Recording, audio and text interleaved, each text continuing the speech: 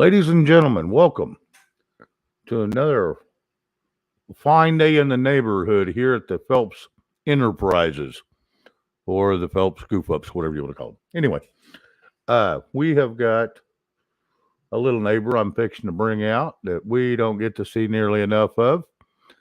Yeah, I call him the backdoor stranger because he's sitting in the back right now, and we don't get to see nearly enough of him. So I'm going to bring him in and introduce him, and we're going to run down through these names and say hello to everybody so we don't miss anybody because if it ain't for you, we don't have a show. So, Mr. Ken Carson. Did you say backdoor stranger? Yeah. No, don't want it. Well, not like that. I didn't mean that well. Wasn't sexual. How we doing, brother? That is the first for an introduction, I must admit. Never expected that one. I called a lot of things, not that one. Oh, my God. Hey, JJ. Right now, I can't see it on this screen, but I know Margaret Egner was the first one in here. And Margaret, hello. I hope you're still here or back, either one. It is always a pleasure to see you. Keno, hello. You great, wonderful person, you. Meemaw Hello, Patriot, Gigi, Cindy D. Let's see. Let's use this over here. Damn it. Hang on, ladies and gentlemen. Having technical difficulties with my arm movement. Let's see. All right, and we got Crystal in the house. We got hey Steve, how you doing, bud? Good to see you. I'm ready to take off. I'm a pilot tonight. What's that now? Gigi says I look like a pilot. Yeah. Well, you got your aviator glasses on your head. You're ready to go. I'm ready to go. We got Nubs. Let's see who else we got in here. Looks like just a bunch of repeat offenders. Texting a bunch or typing a bunch. Nunya, hello. Chris Gilbert, hello. Cool Gamer, hello. The house. This is a house of bullshit. Yeah, much time. Tracy Norman, hello. Shane makes everything weird. Yeah, thanks, Nunya. Thank you. That backroom thing's kind of sketchy, Nubs. Yeah.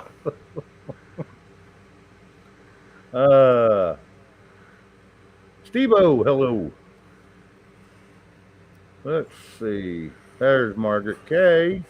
These are a lot of names I don't recognize. Hello, everyone. Yeah, I'm getting a lot of names I ain't got to see in a while. Robert Lawrence, hello.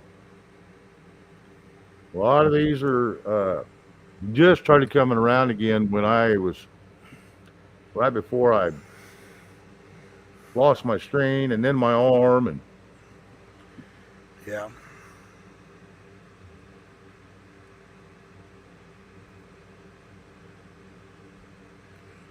Oh.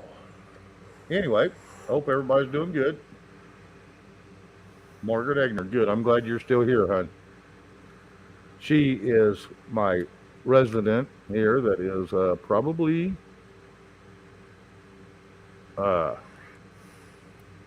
one of the oldest people in the chat right now.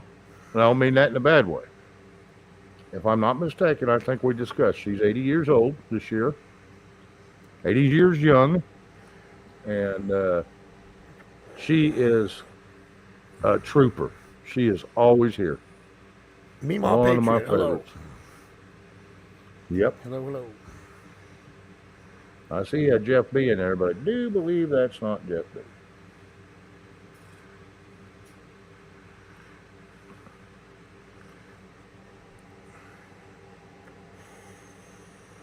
Since Shane never seems to play, can you play Destiny, please, Ken?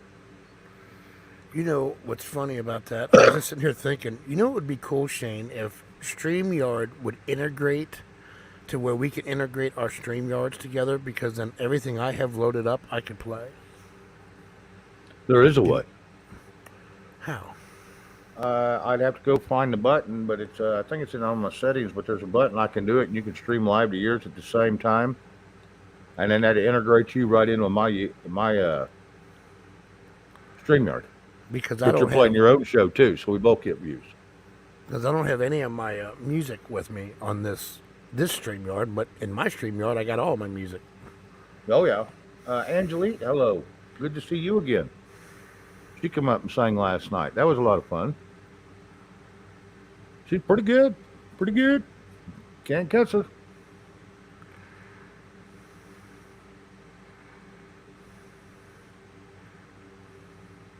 Nubs I identify as an 83-year old, if that counts. Yeah, well. All right. Well, anyway, Mr. Ken, it is good to see you, brother. Good to have see you you. around. Take Visit care. with. Yep. Uh, been a lot of fun having you out here in Oklahoma. It's What a little I crazy get to see place. you. This is a crazy place. Yeah, here in the Wild West, there, brother. Oh boy, are we. I love it. I just the weather needs to just slow its ass down a little bit.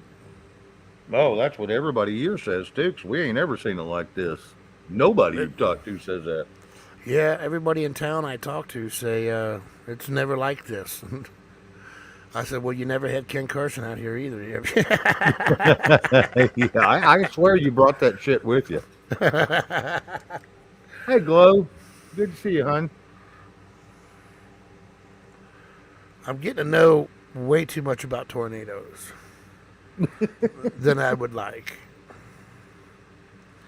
But that's the way it is out here, though, man. That's just how it Oh is. yeah, it's just a common, just like living on, in Florida or California. You're gonna have your hurricanes. You're gonna have that crap every year. You just Well, it don't part of matter life. where you live. There's going to be something, Oh, absolutely. You're either gonna get snowfall that's 80 feet deep, or right? tornadoes. Or high heat, or earthquakes, or hurricanes, or wildfires, floods.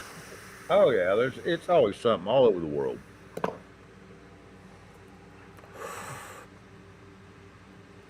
That's just I know. Gigi, I'm with you on that. I don't have that tab. I'm inside Shane's. Yeah, Uh, he's in mine. I have to tap it, and then he can do it. yeah, but even if he hits brands, I ain't gonna do nothing from. I can't see it. I don't have those. I don't have those options. Well, you'll see a blue square up at the top right hand side of your screen. This is stream to your channel. To my StreamYard, you mean? Yeah, and I that don't. integrates both StreamYards together as one. So all your viewers can watch the same time they're watching me. And it integrates them into the chat Oh, too. if I was live on my StreamYard on my own Right, feed, right, right. which I'm not. Okay, gotcha. I didn't know Hey, you could do Andy. that. That's pretty cool. Oh, yeah. Well, it's a new feature, just like they give us that typing back in the chat, you know, from StreamYard side I can see if as I a got. guest. I can see if I got Destiny on this computer. Although this computer is on its last leg, man. It's gonna go at any time. Is that one of the ones you sent me, Ken, Yes, in the it is. But copyright stuff? yes, it is. But you don't play it correctly. So you have to upload it into your videos. You need to upload it into StreamYard Right, right. So it's digital perfect. Right, so it plays perfect. Yeah. right. I understand. It only takes you a second. All you gotta do is go to brand, go all the way down to where it says videos, and it says adds video. Just hit plus and then go to. But you haven't downloaded it out of your email yet. No, So no, it's still my email. yeah, that's the problem there. You gotta get it on your hard drive first. I might have it laying here somewhere. Uh, I doubt it. Oh boy, let's see. Oh, I think I might know where I might have Uh, kept a backup Hang on copy. just a second. Margaret Egner, I don't believe that's the real Jeff B. If it is, Jeff B's got my number and he can text me and say it is me. Uh, and I've got Jeff's number and he's got mine. So I don't believe that's the true Jeff B. I think that's another little fellow of ours that hangs around occasionally. Ladies and gentlemen, thank you for coming in. Beautiful to see y'all coming in. Please don't forget to trip over that thumbs up button.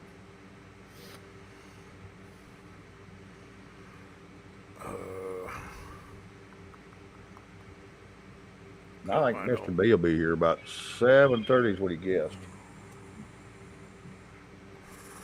See, I just reorganized all these files on this computer. Okay, So, yes, it is Jeff P, ladies and gentlemen. So yes, Jeff P, hello. Good to see you.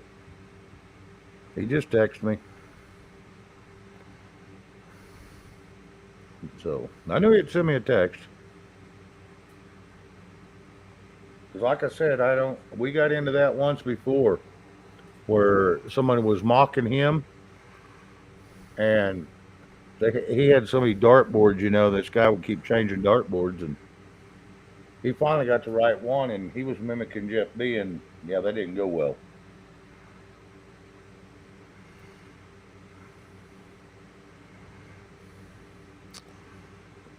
well, shit. Well, Gigi, that's pretty good.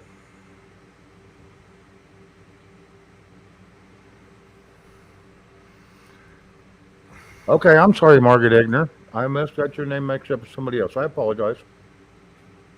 Bobcat Philo, hello.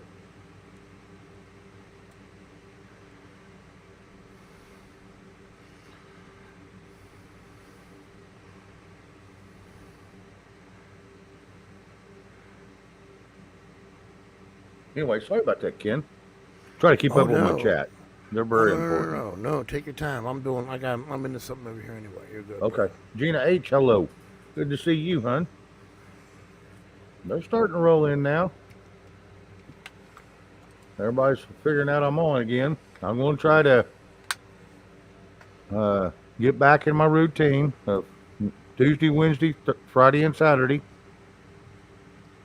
I think on Wednesday Yeah. nights, I'm going to start doing a newscast for the first hour for sure of everything that's going on in the world. Get back into a little bit of that. And I'm not going to get deep into it like I used to, but I'm going to get back into it quite a bit and start producing that about a Wednesday of every week at 7 o'clock Central, like I always do, there's no one putting it out now. So it's time for me to step up and put it out to take care of to help settle the minds of some of the people that's out there. Because there's a lot of people confused out there, don't know what the hell's going on. And Right. we'll talk about a little bit of politics. We'll talk a little bit about financial. Uh, some people are in financial, but it's a very good thing to discuss. You need to know what's coming, and we'll keep up on it. So that's what I'm looking to do every Wednesday. If I don't do it this coming Wednesday, it'll be the following Wednesday. I've got to get with a couple people and make sure they'll help me do it and set up because I'm not spending 12 to 16 hours a day by myself digging all this up myself. I need a little bit of help. And 2 or 3 people helping me would sure knock a lot of work out of all of us. Oh yeah, that's a lot of research Mm-hmm. because there's so much Hey, Jesse BS. Martinez, good to see you. You got BS factories. That's what I call them. That's all they do is produce bullshit, Oh, yeah. Well, that's what and they me waste and everybody's fucking time, and they get everybody all jacked up on shit that never happens or they never see. It'd be great oh, to yeah, get just opium. some. Yeah, it'd just be good to have you, Shane, just hit everybody with some true stuff and just call it what it is, and Just like I used to do. just Yep. like you used to do, man. Be refreshing. Yep. Hey, Mike. Or, Boot.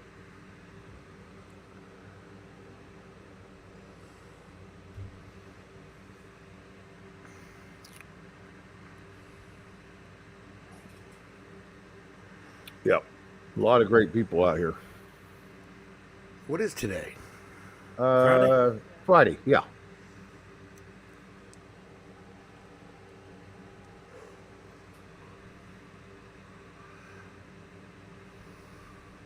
I was telling Crystal. I said lately it's been really quiet out here, Oh, yeah. and it's almost like I'm being tempted. I You want to know, tell you like what. Once this monsoon season gets over, it becomes Drought season. yeah, it becomes drought season. You're exactly right. That's why people praise the rain now. So what happens? You got me nervous about fall. See, Uh, where I was born and raised, everybody couldn't wait to get to fall because that's when all the shit was over. It gets quiet, it gets cooler. Uh, that you're saying it's the opposite here. that's not the opposite. We do have a slight fall. Uh, it's not usually very long, 30, 45 days, and it kind of moves into winter. But sometimes the winters are so damn mild, you can't tell when it ever changes. No, but you said that there was a second tornado season. Well, that's usually come the 1st of September. But it looks like we're going to be out of that. We're still going to be in the heat wave when that hits. So we'll skip that. Yeah, this is some Looks like we're nasty going to heat. skip that. Because usually Let's we get hope. them in April and May, and then right around the end of August because of all the heat, and the 1st September, and then they're gone again. Yeah, some violent storms now. These ain't normal storms. You know, Oh, hell no. I used to tell everybody, Florida storms I always thought were violent. Bullshit. Those are mild compared to these type of storms. And then I realized just how mild storms were back up in Ohio in that area. Those are like little babies Oh, compared yeah. to Florida, and then Florida's like a little baby compared to out here. Oh, we ain't got nothing to block the wind except us. Us. Yep. And Florida storms, they're just really loud. They're Oh, loud, yeah. loud, loud. They're loud and Yeah. they'll shake the ground. But they don't do nothing other than that. They're just loud. These are pick you, your house, everything you own up and throw it a couple 100 feet type storms. Or to the next county. Right. Sharon Whitmore, hello.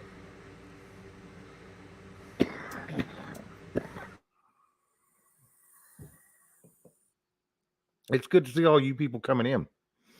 I was hoping I didn't lose all y'all being gone for almost 2 months. I just finally, everybody's pestering me. I just finally had to do it and get back, Are you back take now? my suffering and go on. Are you back for good now? I'm going to try. I damn sure I'm going to try. Uh, like I said, I'm going to go back to my Friday and Saturdays and my Tuesdays and Wednesdays. I'm off Sunday, Monday, and Thursday, and I needed 2 days off in a row, so I picked Sunday and Monday. And then, because Butch can do a Monday, so I'm usually on with him on Mondays. And then Thursdays, he could do one if he wanted, but sometimes no one goes and does that. So, Mm-hmm. but last night we had Flipperoo, and hey, David, how you doing? It's always good to see you, David. David was one big dude. He's a Oh, Samoan yeah. watchman. Mm-hmm. Yep, he is one big dude. I mean, the kind of dude you don't want to meet in a dark alley. I think I'm on a delay here with the chat. Yeah, just a little bit.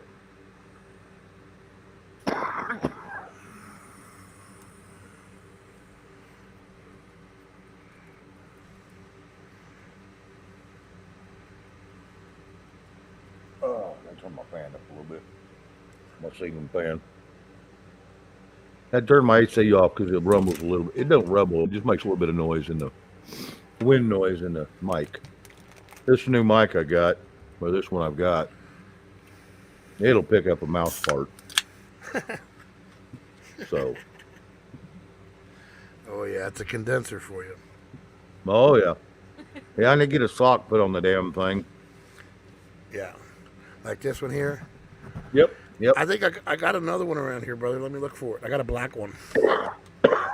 Yeah, just something to take out the P's and the S's, the P's and the S's. Yeah, I'll look around for it. All right. Well, you'll If I know where to got find me. yeah, you know, if I forgot this orange one, that means the black one's somewhere nearby too.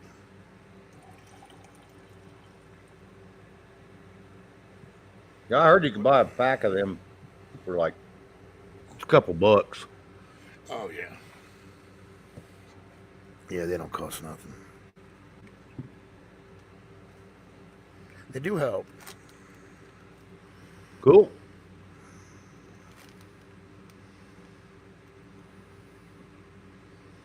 And Gigi, no, I don't have Destiny on this computer. I just got done wiping this thing, cleaning it out, and throwing everything up into a cloud. So I don't have anything with me. I do in my StreamYard. I just don't have it in this StreamYard. Hey, David Cowboy. Yeah, I got a lot of good ones in here. A lot of great people in here.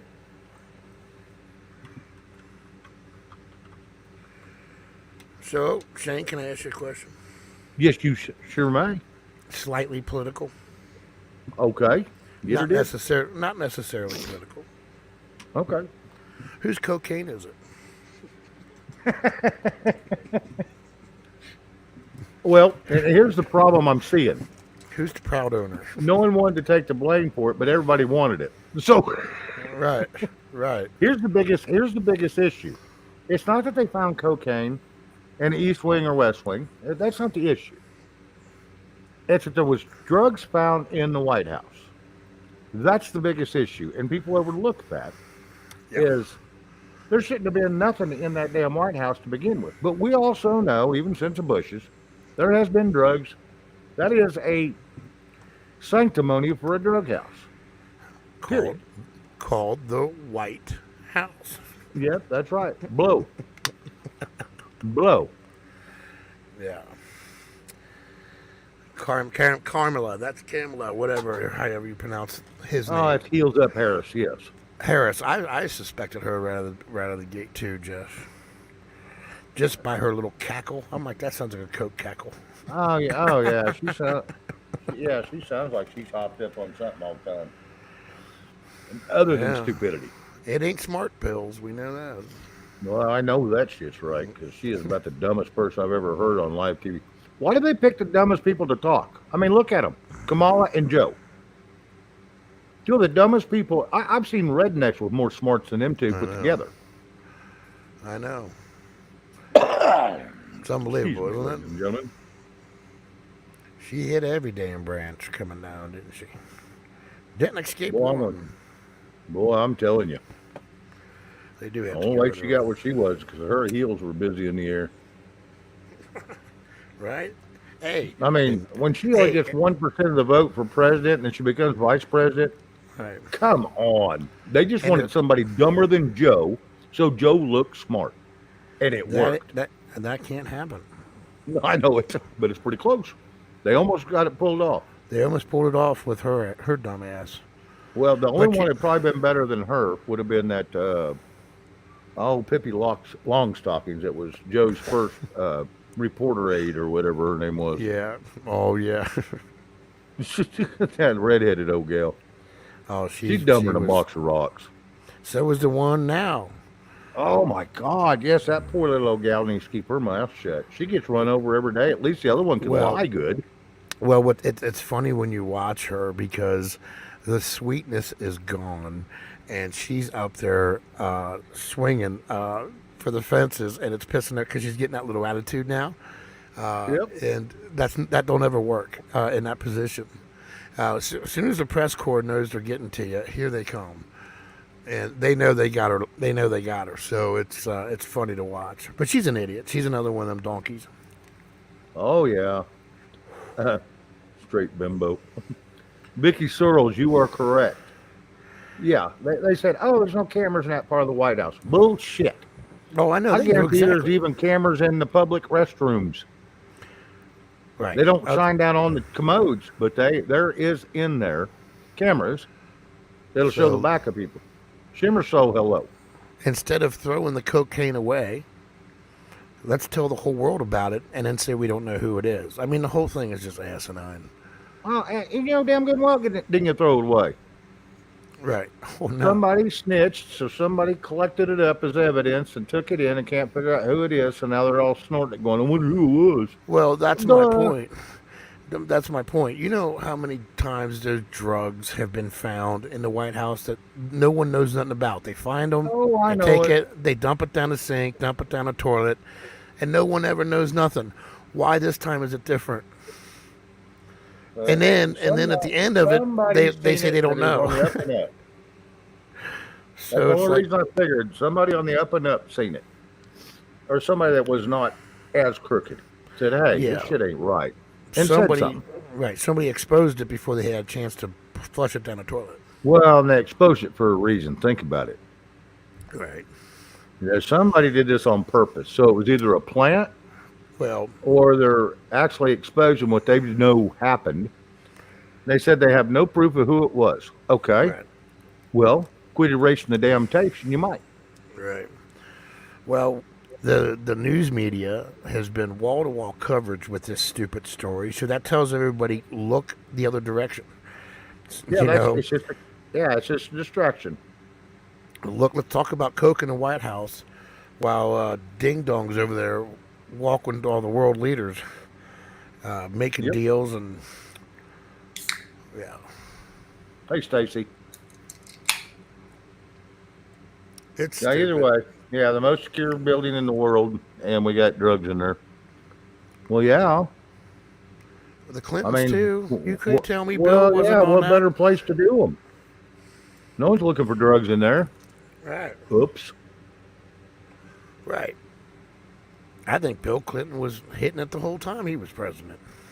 Oh, He just and had that Hillary little, sure acts like it. yeah. I mean, you can just tell people. The first of all, that lifestyle of go go go go go. You better always have the answers is exhausting to anybody. So I can imagine how someone would say, "Hey, I need a little pick me up of maybe extra coffee or maybe this or that." That could also get Yeah, them vitamin caught up in a B12 cocaine and some addiction. vitamin C. Yeah. Right. Well, that's what rock stars do. That's what the cocaine keeps them on the stage every night. Without Yep. it, they can't do it. So, don't think these politicians don't run just as hard. They do. They run very hard. They're traveling all over the place. They're coming from this place to that place. Yeah, And it must be hard. It must be hard what they do, traveling all over the world for fun. right. Well, here's what pisses me off. Huda Holler, hello, and John H, hello. Here's what pisses me off about the government. We got ambassadors to do the dealings for us across seas, correct? Right.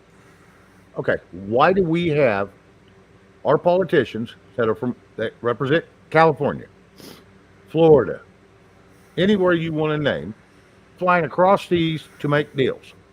I don't Why? know. Why? Crooked. That's what pisses me off. They're not paid to do that. Do your damn job and get with the American people and protect them. Not Yeah. hurt them and cost them more money like they do to us. Protect them. That's their job, is to protect us. And they're not there protecting us. So in other words, they've all failed. They all need fired. Sorry. Or worse. Or worse. Correct. You're right. Yep. It's bullshit. And I used to go on rants about this a couple years ago. So I'm trying to calm down a little bit so I don't go on rants anymore. But it really frustrates me to see all the wasted dollars to spend $2 million for someone to fly across seas I that see. has no diplomatic immunity other than their title of congressperson Yeah. and trying to make deals. All they're doing is making backdoor deals. If we was to send your country a bunch of money, how much can you launder back to me? Yep. Period. No. Just Never a K, ends. hello. Do what? It never ends. It's just, it's almost as the system is designed to fail. Or a better way of saying it is designed to enrich those who pull the levers. And Well, it's Congress almost has like this oversight committee. Well, you know what? yeah, The oversight committee of the American people have give up on their job, and that's Yep. to oversee their Congress people. And if we would go back to our oversight and start calling these assholes out, this shit would slow down. Now, can we stop it all? Probably not. We're going to have to clean house. Start with a new sheet of paper and yep, knock it down to where it needs to be. They say, oh, well, we got to have so many House representatives per state. Bullshit. Yeah. If one senator can be in there as the whole state, why can't one House representative be in there for the whole state? Right. I don't understand the difference if they're equal branches. Why does one have to have 2 and 3 times as many? Yeah. One's got 150 or 100. The other one's got 436. Hello? Don't make no damn sense. And It's D-Dog tried to explain it to me, and he explained it to me like this. He says, well, they're supposed to have a representative for every X amount of people in the state. Well, I know that's why it was written, but that's bullshit. Yep. We already pay them too much money. And You as look if at $174,000 a year for every congressman, and if you're a gavel holder like McCarthy, he gets $220,000 a year. But every one of the sons of bitches are millionaires. Now, how's that work? They don't pay no bills or what? As if they're representing you anyway. Yeah. Right. Yep. It's They just representing me. I'll tell you that. I don't want to. I can guarantee they're not doing anything that I want them to do. Hell no. I don't acknowledge anything about them. I'll call a spade a spade. I'll call a spade right here. The minute the president, absolutely. the minute the president of the United States and the DOJ and the FBI called me a domestic terrorist because of how I voted, changed everything for me. Yep. And the Constitution has my back. And the Yep. Constitution But the bad tells thing me is, what's go that? ahead. No, I was just going to say it just gives me it empowers me. It doesn't weaken me. well, and here's the deal. We look at the Constitution as that Constitution ain't just a piece of parchment. It's there to protect the American people. That's what it's supposed to be there for. And when they started wiping their ass on that piece of parchment, Right. they wiped their ass on us. Right. And that's what got me riled up out of this whole ordeal. Because that's what it boils down to. Yeah. I don't pay much attention to them. They don't represent me. And, how are you going to try to enforce one of your policies or one of your laws upon me? But yet you ain't going to enforce laws and policies on people that are not American citizens coming across Right. the border. So Right. you're going to let them come across without adjudication. So you will have nothing to say to me then. I will not obey your laws. I will not even recognize your authority. You are nothing to me. Get away from me. That's it. My Constitution says I can pull out my Second Amendment and defend myself against you. That's right. You called me a Tyrannical domestic government. terrorist because of how I vote. But it's not just words. It was an action. They did yeah. go into mega houses and clear them out, FBI. They did go after the parents in Virginia. This is an action. These ain't just words. These are an I know action against the people. And the people need to understand we have all the authority in the world to stand up and yank them by their heads out of their seats and drag them out on the streets. And there ain't nothing they can do to us legally. Right. And We have the right to vote them out. vote them out and drag them out. Yep. The Constitution tells me I have a right to see them as enemy combatants of the United States of America. They've called me a domestic terrorist for how I vote. That the country is built on voting.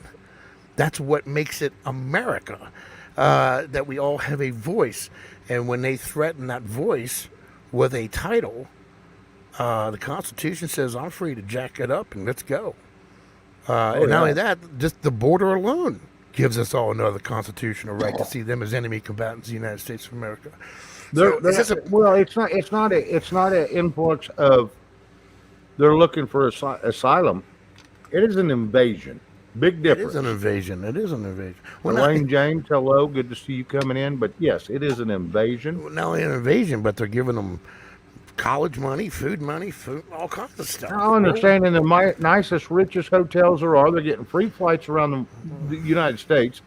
You know, none of us get that horse shit, and we're the I ones ain't getting paying none of for that. it. I ain't getting none of that. And That's yet like when I Nancy pay Pelosi taxes. when Nancy Pelosi cost $2 million to fly across seas to take her little tour with all her friends. You know what? I helped pay that. How come I was never invited? Why can't I go? I never got invited. I never got I invited. paid for this shit. Hey, come on, scoot over. I'll take a I'll take a scotch.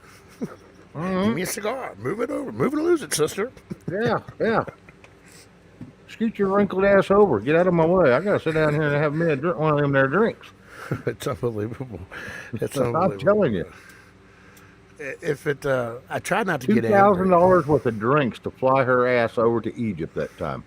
Yeah. $2,000 worth of whiskey and booze. Oh, she's having a good old time. Well, yeah, we pay for it. She's got She's- that damn unlimited credit card from the government. She ain't stressing about her mortgage, her car payments, Oh, no, it's all paid off. how much In full. food she's got in her refrigerator. Oh, she showed you one time. Well, I know. She's showing her Ice damn cream. refrigerator when everybody's starving. She's showing how much ice cream she's got stocked up. And she's got two side by sides that are $24,000 a piece. Yeah. They look like commercial freezers. You know, the Yeah. combination.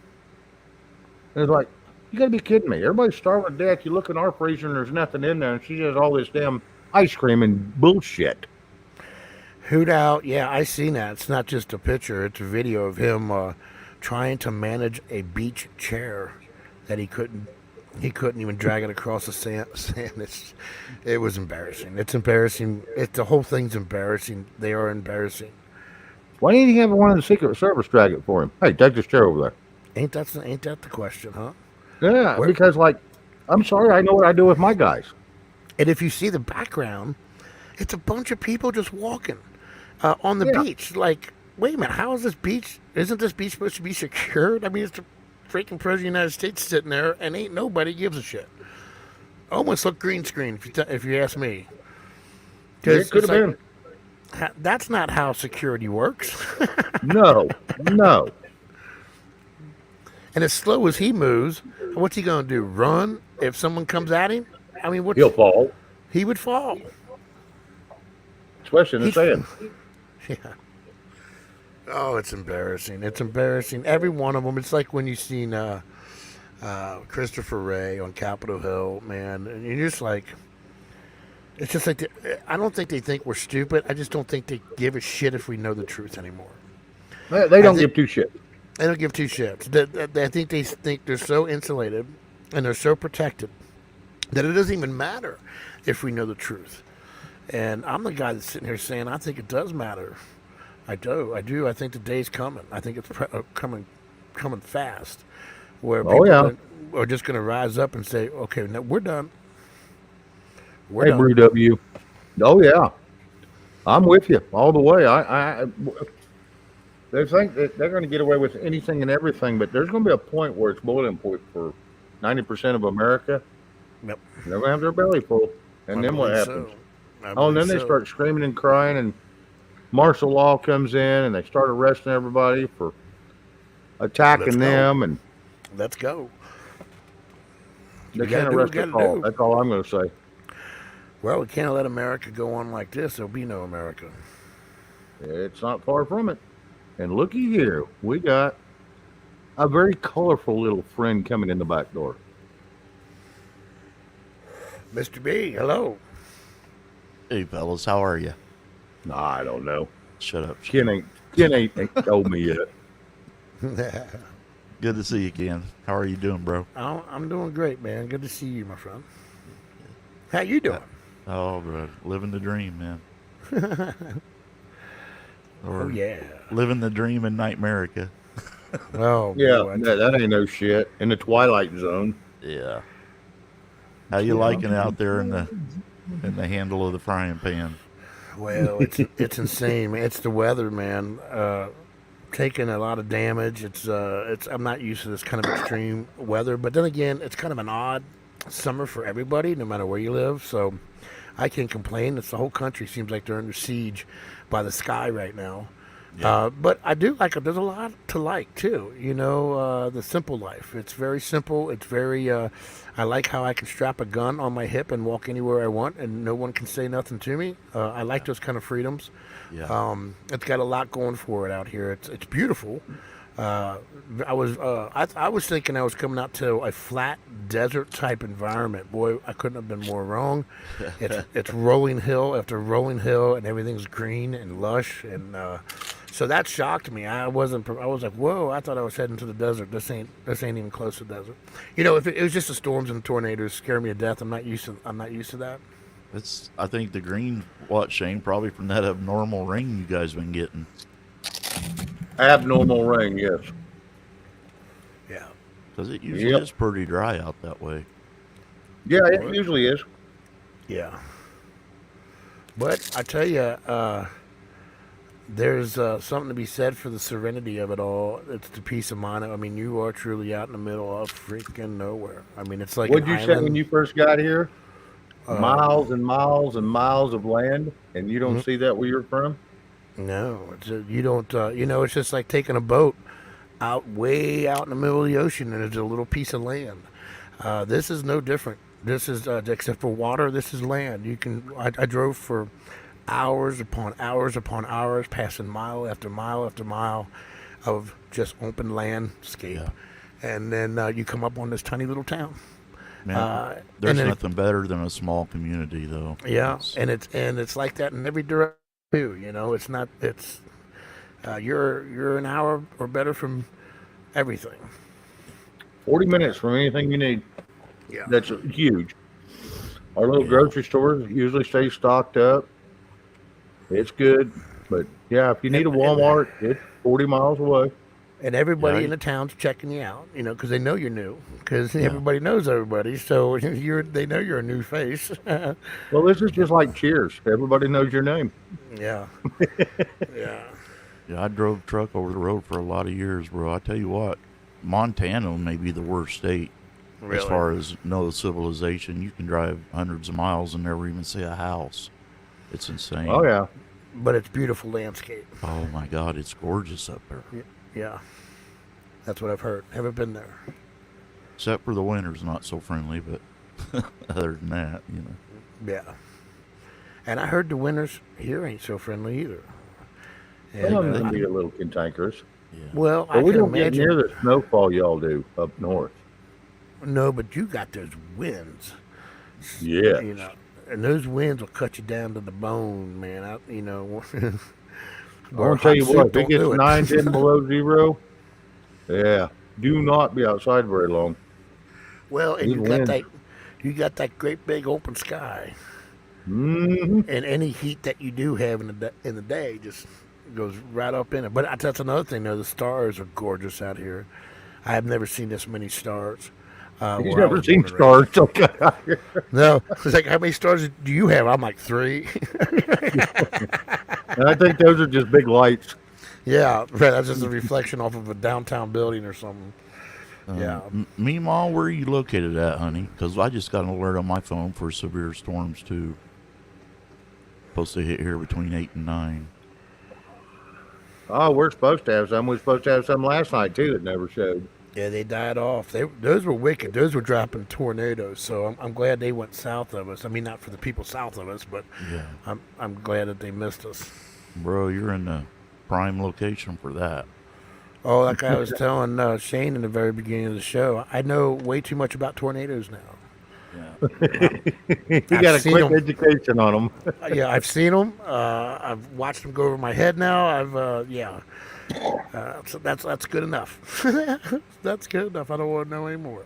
Oh, you're in northeast Missouri, up by the Quad Cities? Yeah, I'm in east central Illinois. Excuse me a second, guys. You're good, brother.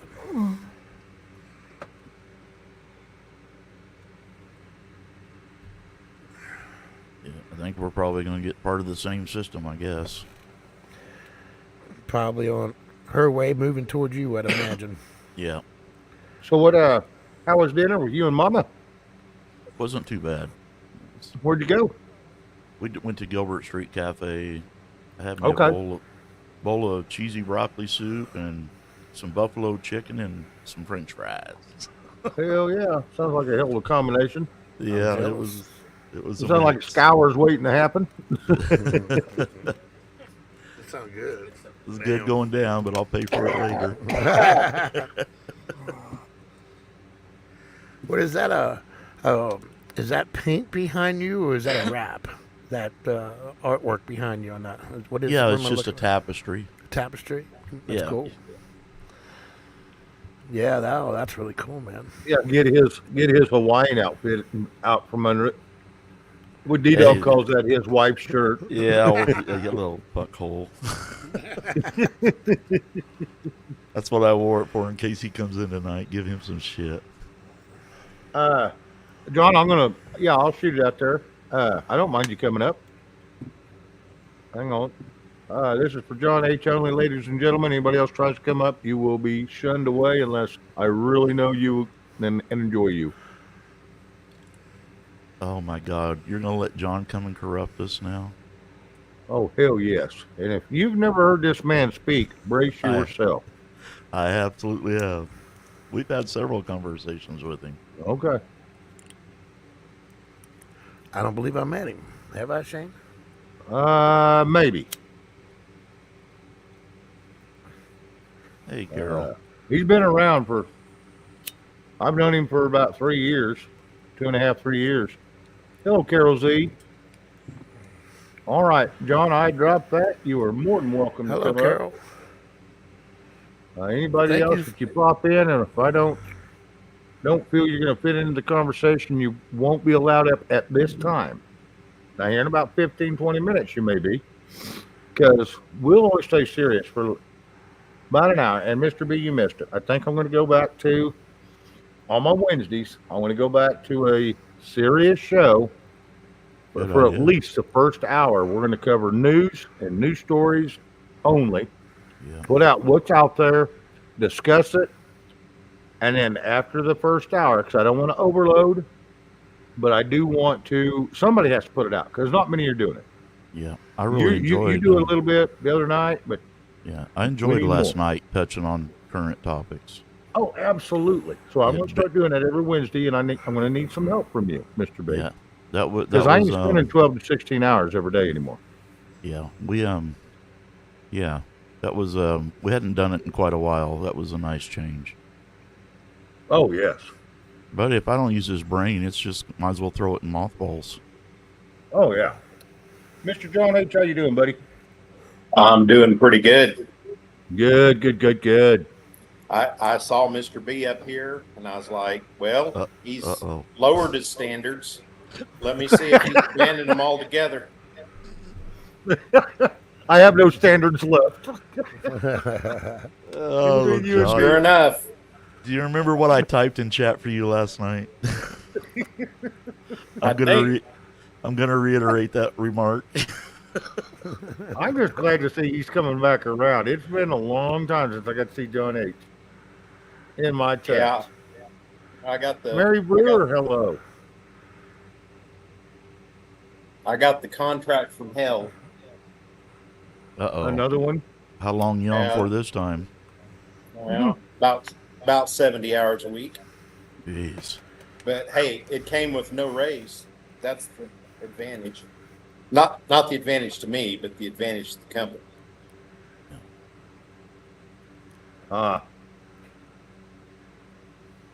Yeah, you haven't been up here for quite a while, John. Yep. Several. Well, Shane ain't been up here for quite a while. Shut up. Well, Shut up. I spend a lot of my time talking to people. It's funny. D-Dog said he was on a Zoom call with 40 people, and I'm like, oh, I would love to be on a Zoom call that small. Yeah, no shit. Mine's usually 250 people. 40 of them speak English. Wow. Oh, shit. And yeah, what do you call them? Chit calls or Critical call, incident yeah. response. Yeah, yeah, not chit. That's Well- shit calls. that's more appropriate typically. Cindy, don't you come in here starting with me already this early. Girl, What you doing? call me Hey, Curly. Cindy D. And if you're wondering who the K is down there, Mr. B, that is Crystal. Yes. That's Ken's lovely girlfriend. Oh, nice. Well, hi, Crystal. Nice to meet you, sugar. Yeah, that picture does her no justice. I love your old man's saw grinding skills. I really do. I heard Man, it you looks got like some he's got tunes. Got a pretty You've good taste in ladies too. Congratulations, Ken. I heard you got. Thank you. I heard you got some tunes that you've written yourself. Bro, boxes of them. I'd like to hear some. Yeah. Get them in the studio. Get them Yeah, cut. you ought to He do said, that "Well." one, Mr. B. Do that one that you did for us once before, but you wasn't going to do it alone because you think. You remember that song? That was a pretty good little song. I liked it. What one did I do on here? Oh, Doubt. Yeah. Yeah, Doubt. Yeah. That's a good Yeah. song. Yeah, I think that was lyrically that's pretty good. I'm not much of a guitar player, Ken. I'm a drummer by trade. I'm just Me a too. hacker on the guitar. So Me too. Same story.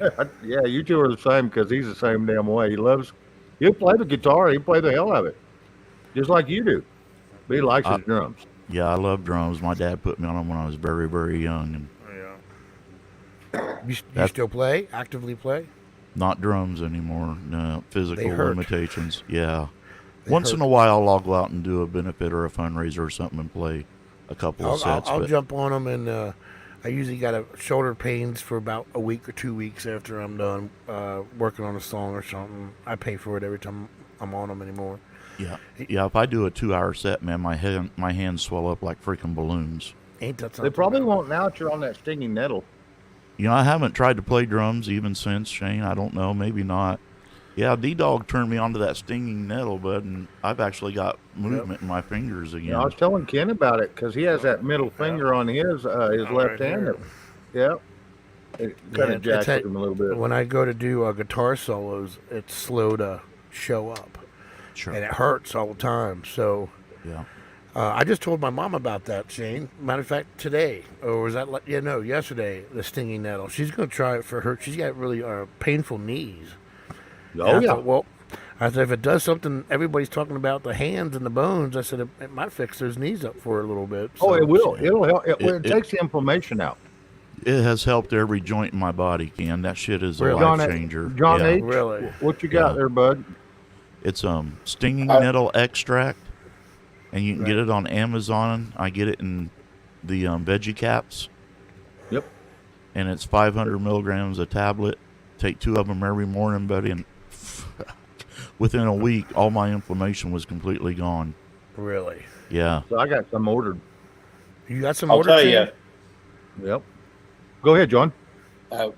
we changed our diet here a couple of months ago to a carnivore diet, All right.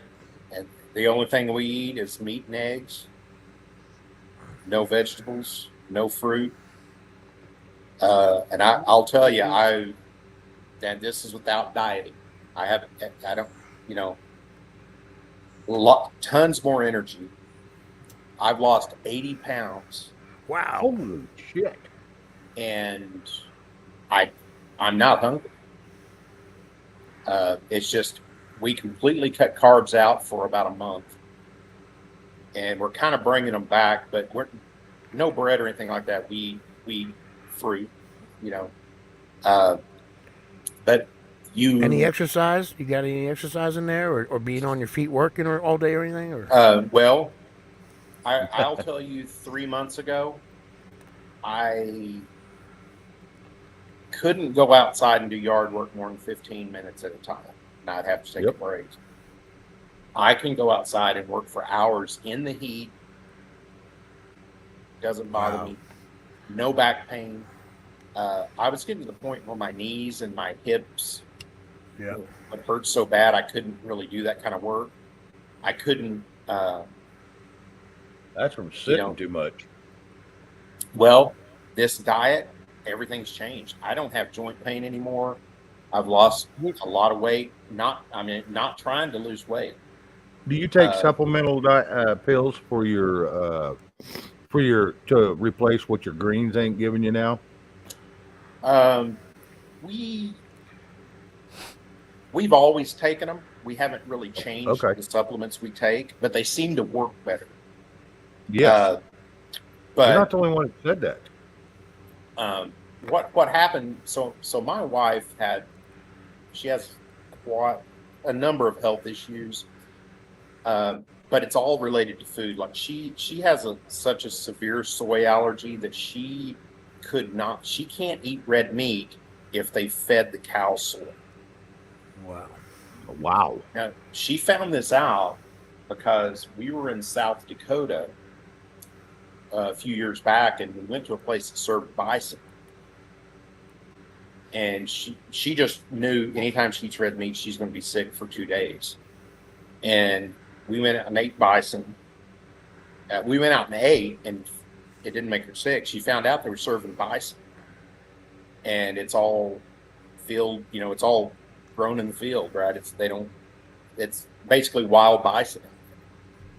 And so she tried this grass-fed beef, and she can eat anything she wants as long as it doesn't have soy in it. But for a long time, she was on almost a vegetarian diet. I mean, it was like vegetables, low fat, chicken, and things like that.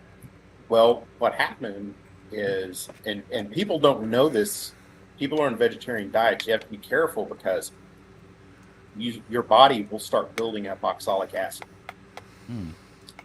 Vegetables are loaded with it. It's like their natural immunity to bugs and disease. Well, your body doesn't process that, and that's what makes kidney stones and causes gout and all of these things. Bro, I don't think I could do that because I love veggies.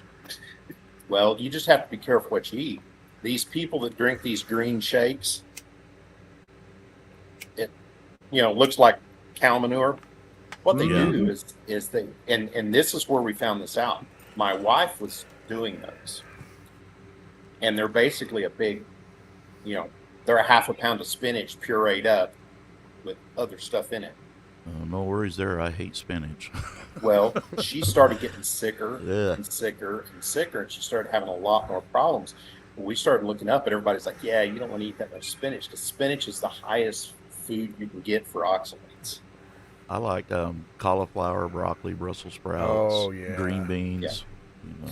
Now, I wonder if these would be the same results with a homegrown garden versus a store-bought veggies. You know what I mean? Because when I buy them store-bought veggies because I'm a veggie fanatic, but that little bug's always running in my mind, like, they're spraying the chemicals to hell and back on all this shit. How could this be fresh when it's from 7 states away? Yeah. Well, we've always ate organically grown vegetables. Even when we buy them, we go to the health food store to get organic vegetables. So to avoid that kind of stuff. But a lot of vegetables have this natural thing in them called oxalic acid. Right. And she's real sensitive to it.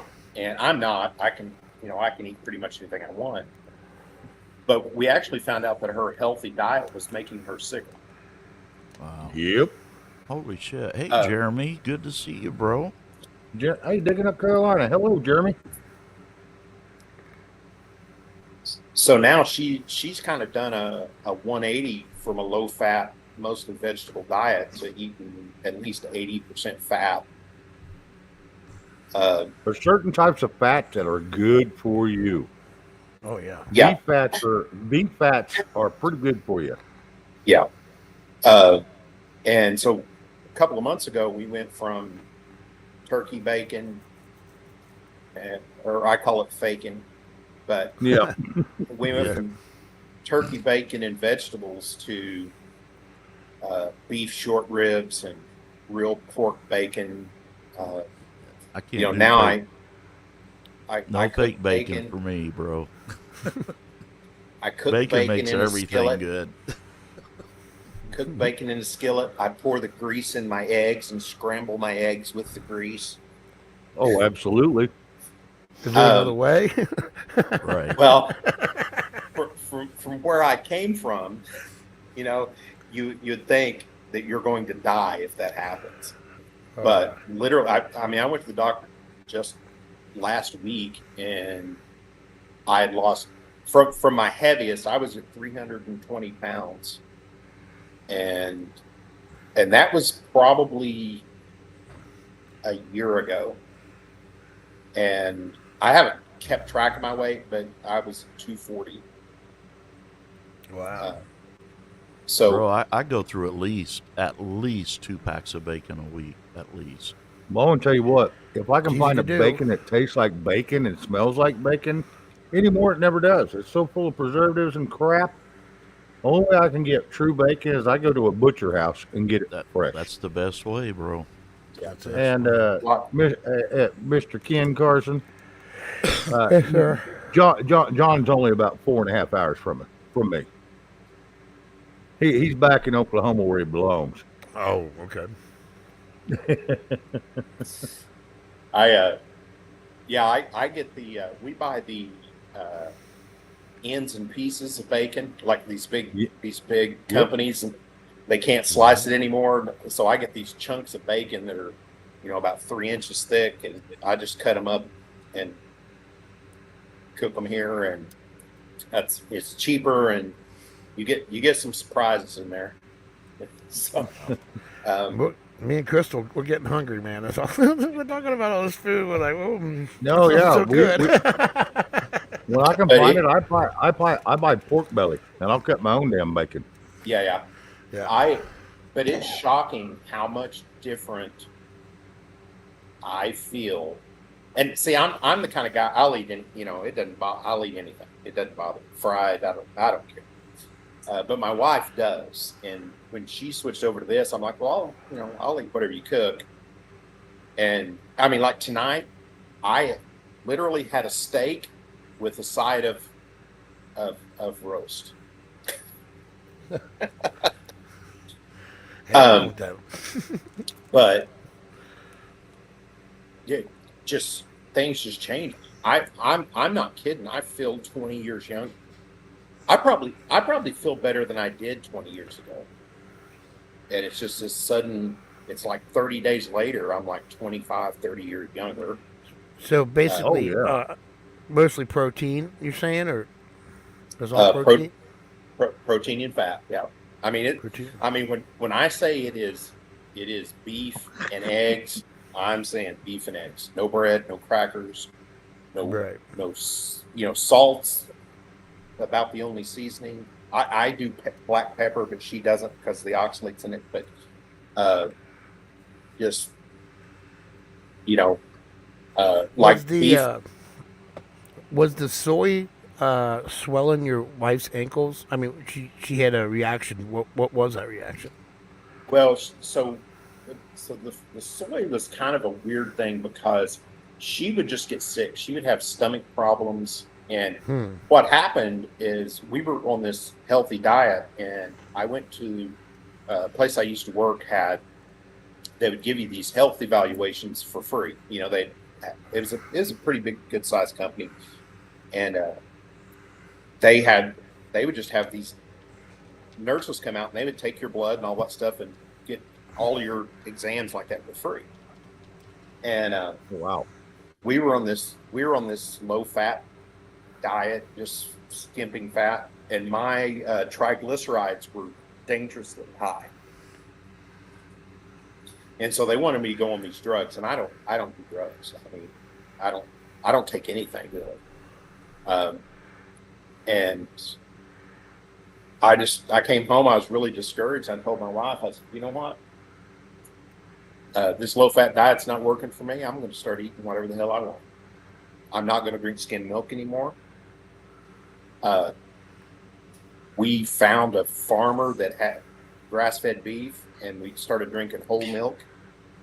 And we're talking milk that's 35% cream on top. We started making. I'm like, I'm gonna have high blood fat anyway, so I'm at least going to enjoy what I'm eating, right? I want to tell you what, unpasteurized milk will not hurt you a bit from a cow. Straight out of a cow, it ain't going to hurt you. It's that pasteurized shit that kills you. Yeah. I will tell you, and I'm a kind of a stats guy, and stats are not evidence, but they lean towards evidence, right? So you can't look at statistics and use it as scientific proof of anything, but you can get a good guess of what's going to happen.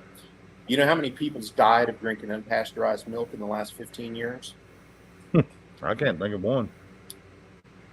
There has been exactly the same number of people die from drinking unpasteurized milk in the U.S. as there has that have died drinking or jumping buses in on a motorcycle and getting struck by lightning at the same time. Wow. And that There is it one person. One person has died jumping buses on a motorcycle and got struck by lightning. And the same number has died drinking unpasteurized milk. It's a complete. It's one of those things that everybody just went completely overboard on. Years ago, somebody got sick drinking unpasteurized milk, so the feds jumped in and regulated it. Of course. And now, if in some states, if you sell unpasteurized milk, you can go to prison for that. You can get more time. You can get more time out of selling unpasteurized milk than you can actually killing somebody. Well, yeah, because they want to kill you. And Devil Dog wants to know, Ken, if he is going to DC, if you know where the bathrooms are. No, there isn't any. And Travis would probably confirm. In DC, the whole place is a bathroom, isn't it? There you go. See, we didn't know that you were just supposed to go right on the curb. So a guy I knew went in his pants instead. Kind of a long story. Moving But on. Since being on this carnivore diet, all of the, like, you have to go in and have your teeth cleaned periodically. All of the calculus If you in have my teeth. Well, this If is you no have lie. teeth, you do. 30 days on this diet, and the calculus just comes off your teeth. I was at the dentist the other day, and he goes, you just had your teeth cleaned recently, and I go, no, I haven't been to a dentist in almost 3 years. But all of the calculus just falls off your teeth. It's the weirdest thing, but it's all of this stuff that they've been telling you that's good for you. Even your body's designed to eat meat. You can eat vegetables if you want, but your body's designed to eat meat. And I'll tell you, I feel decades younger. And I'll tell you what, I need a big steak, and I've never. The next day, I feel so damn good. I'm ready to get up and run a mile. Yeah. I eat a bunch of junk, even chicken. I feel pretty good. I'll be all right, or pork. But I eat beef.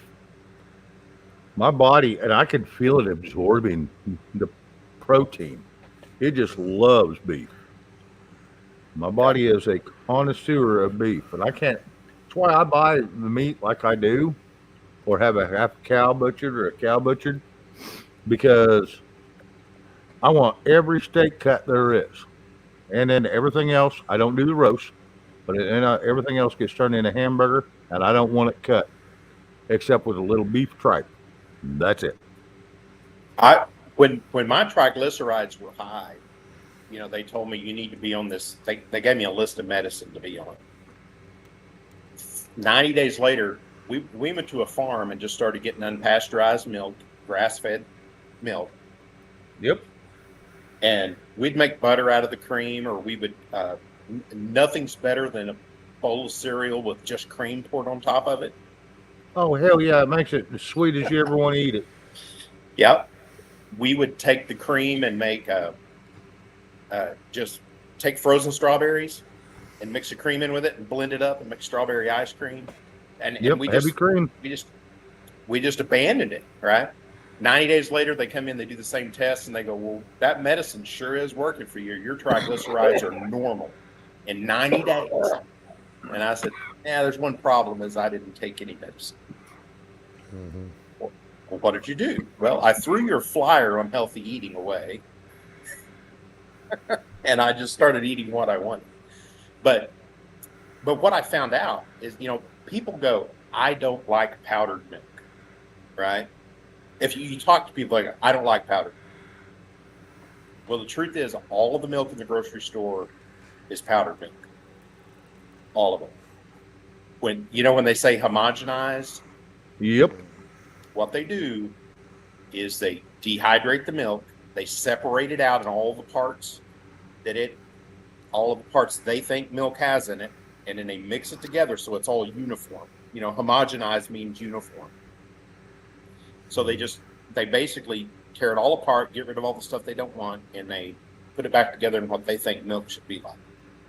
So They take all the good shit out of it and leave all the bad stuff. well, the first thing they do is they kill everything in it, right? That's pasteurization, kills all of the good, everything in Yep. it. It's not alive anymore. But anyway, I started feeling a lot better when we just went to drinking whole milk. And my wife, we drank that for a couple of years. And then the farm switched hands and she started getting sick again. And anyway, we found out that the guy he was telling everybody it was grass-fed beef, but it wasn't. He was feeding them soybeans.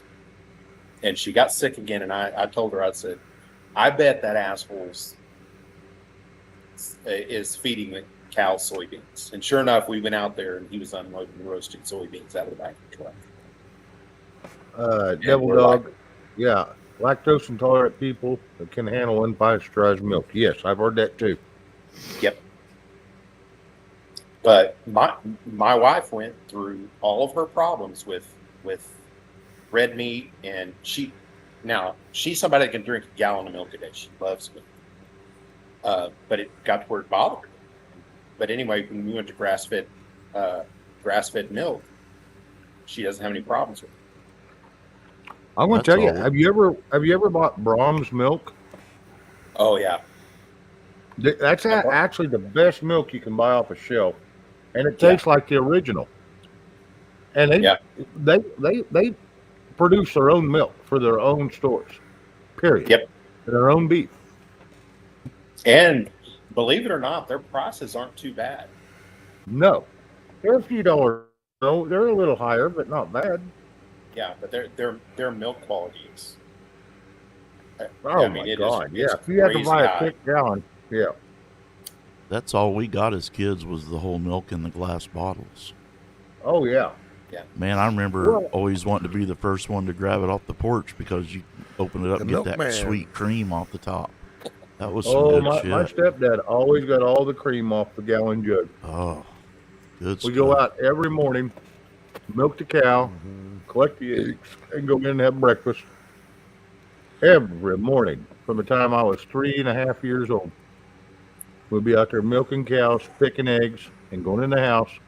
Mom would cook us breakfast every day. Every day. 10 years. Every day.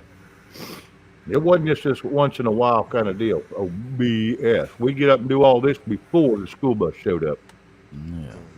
at 7 o'clock in the morning. Can you imagine this new generation of kids doing something like that? Sheesh. They don't even know what morning is. The Good. sun don't come up around them till noon. They Couldn't wake get up 'em at to the put crack of their- noon. That's it. Yeah. Couldn't get them to put their cell phone down long enough to do something. Yep. But you Man, know, I'm constantly ripping my grandkids about that shit. there's going to come a time in which they're going to need to know this stuff, and then they're going to be going, why wasn't I taught that? We're like, we tried. Look it up You on were the busy. internet. You were busy playing video games. You didn't. We did teach Look you. it up on the internet. That's all I can tell you. Yeah. Oh, and you can't trust that damn liar. At least I don't. And I can find some good stuff on the internet, but I can find some incorrect stuff on the internet. And then there's the people.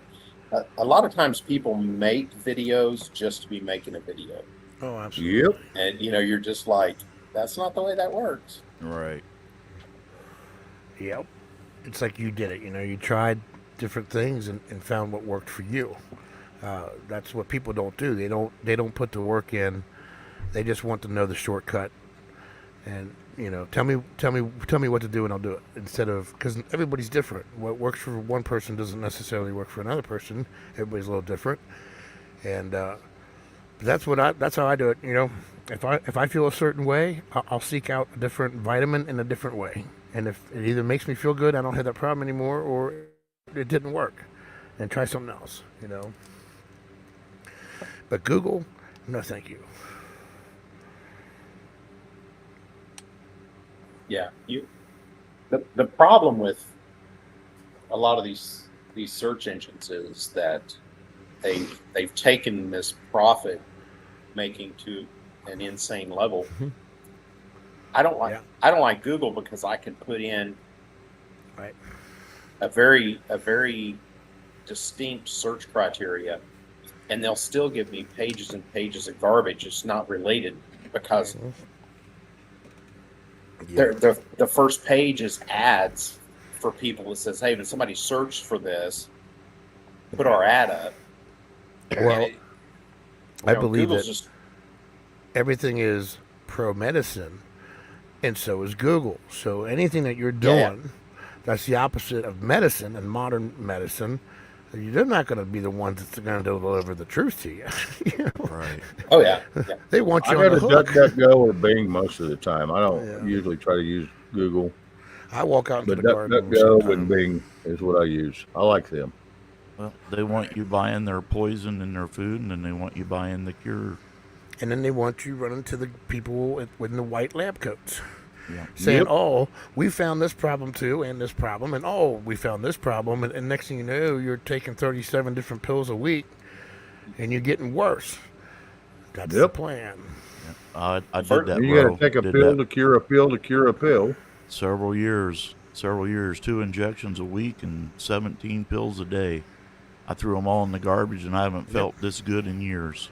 I know a Yeah, guy yeah. that just recently did that very same thing. Yeah, Said, to I- hell with it. Yeah. Sorry, John, go when I talk to it, there's a little bit of a delay, so I'm sorry if I didn't mean to talk over you. You're fine. the first thing I do when I go see a new doctor, I tell them, don't write me a prescription for anything that hasn't been on the market at least 10 years. Mm. And I've had doctors tell me, well, then I don't want you as a patient. Well, the thing is, once something's been on the market for 10 years, they're not getting the kickbacks to prescribe it. Right. They getting a certain amount of money every month for That's depending it. on what they prescribe. From Yeah, Yep. and I'm Walmart. like, Any drug. that just cuts them out. You know, it's like going to McDonald's and asking for fries with no salt, right? And then ask for some salt to put on your fries because they have to cook the fries. They have to cook the fries fresh to get fries with no salt. Yeah. But yeah, I mean, I'll just tell a doctor right up front.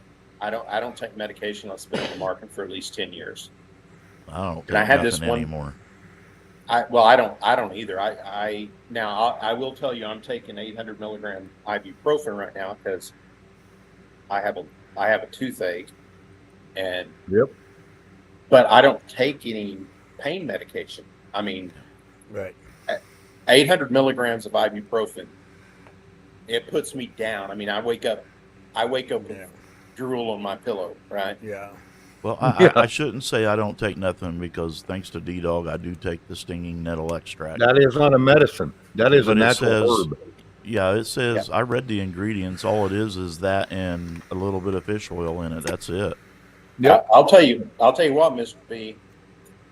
If you want, I can send you an entire bale, a round bale of stinging nettle, and you can, it's Oklahoma. That's our state flower. Yeah, make Yep. the tea or something. Oh, no shit. Didn't know that. I've heard about you could brew tea out of it and stuff. I don't know that Oh, I yeah. like the taste Boil, of it. boil it, strain it. Yep. I like the I little didn't get me veggie a caps. pail up There's here. no It's flavor really and hard it's, to grow it's up here. convenient. What was that, Shane? What? Stinging nettle. No, I know. How much did you say? Oh, well, if he sends a whole round bale, hell, that's 1,200 pounds of it. Oh, geez. Yeah, that'd make tea for 10 years. Yeah, I don't live on a farm, bro. I wouldn't have no place to put it. So your damn It- backyard. Yeah, it's a lot of these herbs and supplements come from. They're basically weeds, right? I mean, Yep. And every weed in the world grows in Oklahoma because there's no grass here. It's all weeds. Well, and you got milkweed, you got milk thistle, you got dandelions. All of them are good for you. Every bit of them. Yeah. Even the roots of a dandelion you can eat. Yep. Even the flowers. You Echinacea. Yep. If you have ear problems, and I do. I mean, I have pretty bad. I get ear infections really easy. Like when I go swimming, I don't even wait. I immediately dry my ears out, and I put swimmer's ear in because it displaces all the water. Yep. And because if that water sits in my ear for 2 or 3 hours, I'll have an inner ear infection. I mean, it's really bad. But when I feel one coming on, I just eat about half a handful of echinacea, and it kills it in 24 hours and knocks it out. But let me see if this is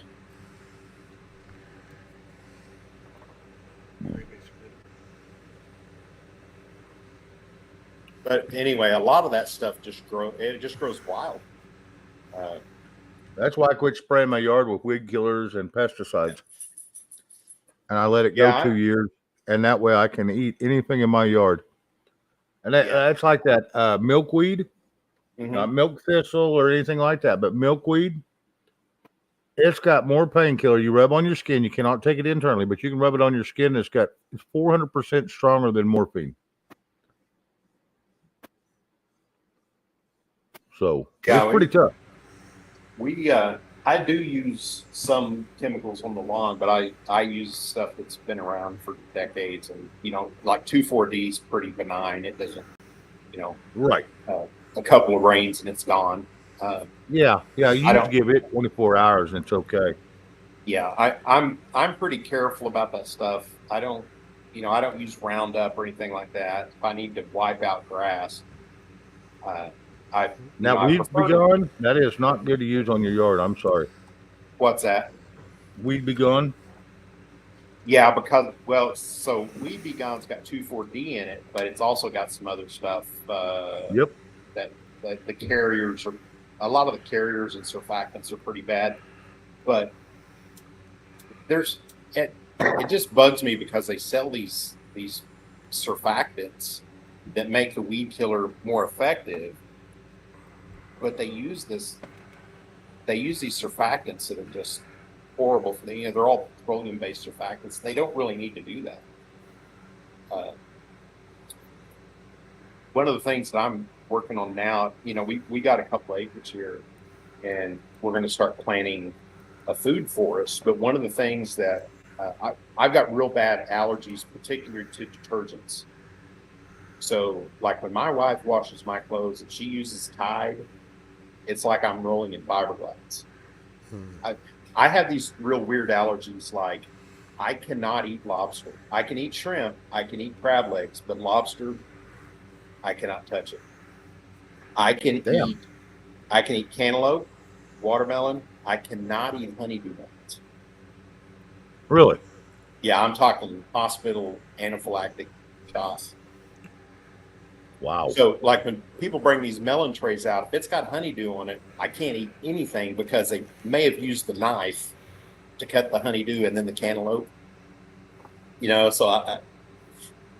And it's just these weird allergies. But laundry detergent just eats me alive.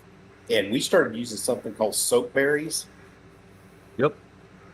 And I didn't know this, but they grow wild in Oklahoma. But I have to be very careful with detergents. I can use Tide, but I can't use Cheer. I can use Tide and Gain, and that's about it. But I cannot use Cheer. But so we're going to plant a couple of soapberry trees because we started using soapberries years ago, and your clothes are a lot softer. It doesn't bother me. It's kind of expensive. It's like $40 a pound. Yep. But a pound of soapberries, two people can wash laundry for years with a pound of soapberries. Yeah, because it don't take much. Yeah, I mean, you put 10 soapberries in a little bag, and you can wash 50 to 100 loads with it. And so, we're kind of getting away from all that. It saves a lot of money too, but I think it's a lot better for you than detergents. Folks, Excuse me, real quick, guys. I'm gonna jump out of here, man. We're gonna make some dinner. All this talking about food, we're dying over here. What are you making I us? figured you'd be in there cooking while you was in here. Now we're gonna get serve busy. you up. Well, until my big old canines come out, I'm gonna be hitting the vegetables tonight. That's all we got in the house, I believe. No, we got a little bit of meat, don't we? I think we do. Yeah. So, little meat, vegetable type little dish, kind of like a maybe. But hey, it was nice seeing everybody. God bless y'all. And John, that's awesome on the 80 pounds, man. I'm jealous. That's good stuff. Hey, Ken, I'm glad you came up. Thank you. Yeah, Yeah, man. good Thanks, to see man. I miss y'all. All right, I'll see y'all. Bye bye. Okay, All right. Ken.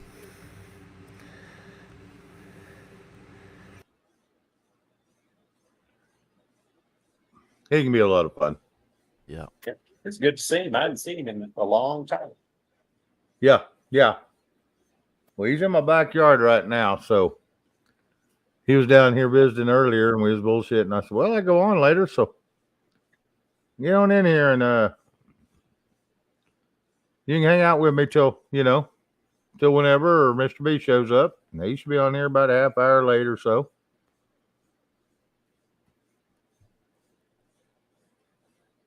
So I Cam, yes, thank you. I appreciate that. And someone's asked, digging up Carolinas. Yes, I did find it. I just got to get it. I'm going to have to get your mailing address and I'll ship it to you. Hello, Silver Girl. Hey, Silver.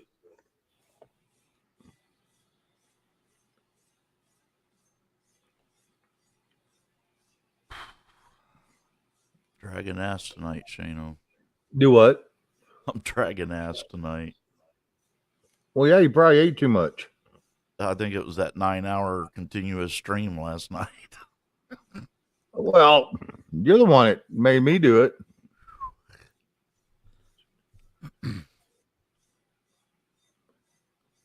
Shane, did you know the new lady and I closed out the backstage last night? Yes. Yeah, I bounced myself and I couldn't get back in. Well, hell with it. I'm done. Shut up, D-Dog. So I'm starting a project here. I'm going to try to get it underway this week. Where one of the issues I got on this property is we have mountains of leaves. I'm talking in the fall, 2 acres, a foot deep, and so I'm starting my. I got a friend coming over, and we're going to start developing our charcoal retort, and we're going to convert all of these leaves to charcoal. Yep. And I was use them going as to a say, get a riding lawnmower with a bagger and just run over it and put them all in there and then use it in compost and then turn it into your coal. The problem is they're blackjack, and I'll Yep. tell you, I've cut them up, put them in compost a year ago, and they're still not broke down. I tell you, they got a lot of goo in them. Yep. Yeah. So what we're going to do is, and the other problem is, there's so many of them. It's hard. One of the problems with them is you can't, with that many leaves, you can't get them to compost good because you don't have enough greens to mix in with them. Right. So in compost, if you get a good mix of greens and browns, they'll break down pretty fast. Oak leaves take quite a bit longer, but when these fall, there's no greens available, and so you get just tons of these leaves, and so the breakdown's really slow.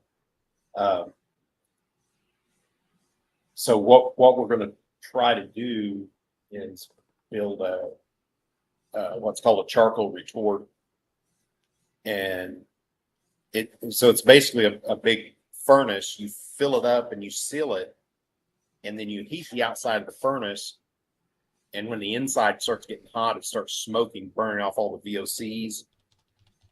You take that smoke and you direct it down into the fire, and the smoke burns, and it becomes self-fueling.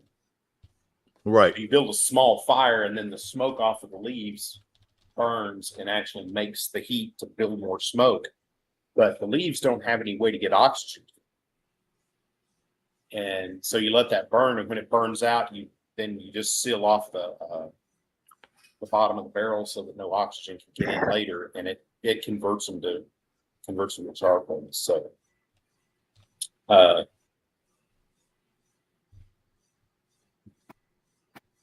most people build charcoal retorts to make charcoal for like their grills, and then then people, they want to do this biochar thing, and then they take this charcoal they make for their grills, and they take a hammer and they smash it into little pieces. And I'm like, screw that. I'm gonna all of my weeds and all that stuff, I'm gonna dry them out, and I'll just convert them all to charcoal. Yep. Right?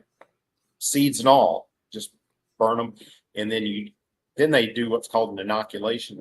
They have to get charcoal. You know, once it comes out of that furnace, out of that retort, it's pretty sterile, and it absorbs a lot of nutrients. So if you just put it on your ground, it sucks up all the nutrients out of it, and all your plants die.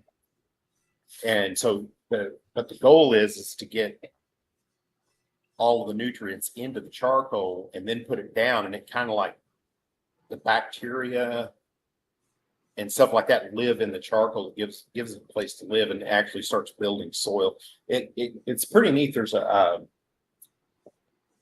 place called Terra Preta where they discovered this ancient civilization basically grew all of their food in charcoal. And for years, they shipped the soil out of this area and sold it in bags. And there's people that analyzed it and figured out how they made it. And but basically, we're going to use that as a way to dispose of all of the leaves and sticks and stuff that fall from the trees.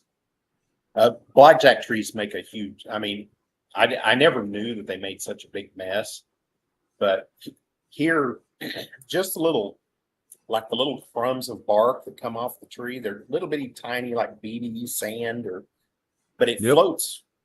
But it floats when it rains. So when it rains, I'll have this layer of this stuff that's 6 inches deep on top of the ground. And it's very mobile, so nothing can grow in it, you know. And if you get it to break down, it'd make great soil, but it's all browns, not much nitrogen in it. And so getting it to break down, you've got to have a lot of space that compost. You're talking about building a compost pile and letting it sit there for 5 to 10 years before it makes soil. And so the charcoal will hopefully, I'll be able to utilize it faster. Because meanwhile, in this 5 to 10 years, guess what's happening? You're making more of it. So you need a way to convert all of it into something usable now.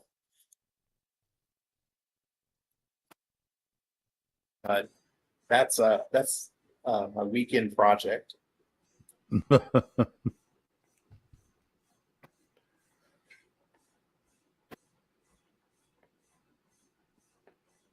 Laura Pickle, hello. Everybody else, hello. That's come in here. I appreciate every one of y'all. Like I said, if it wasn't for y'all, we wouldn't have a show. So thank y'all. Y'all are much kindly needed and respected. Like I said, tonight was just a surprise night, and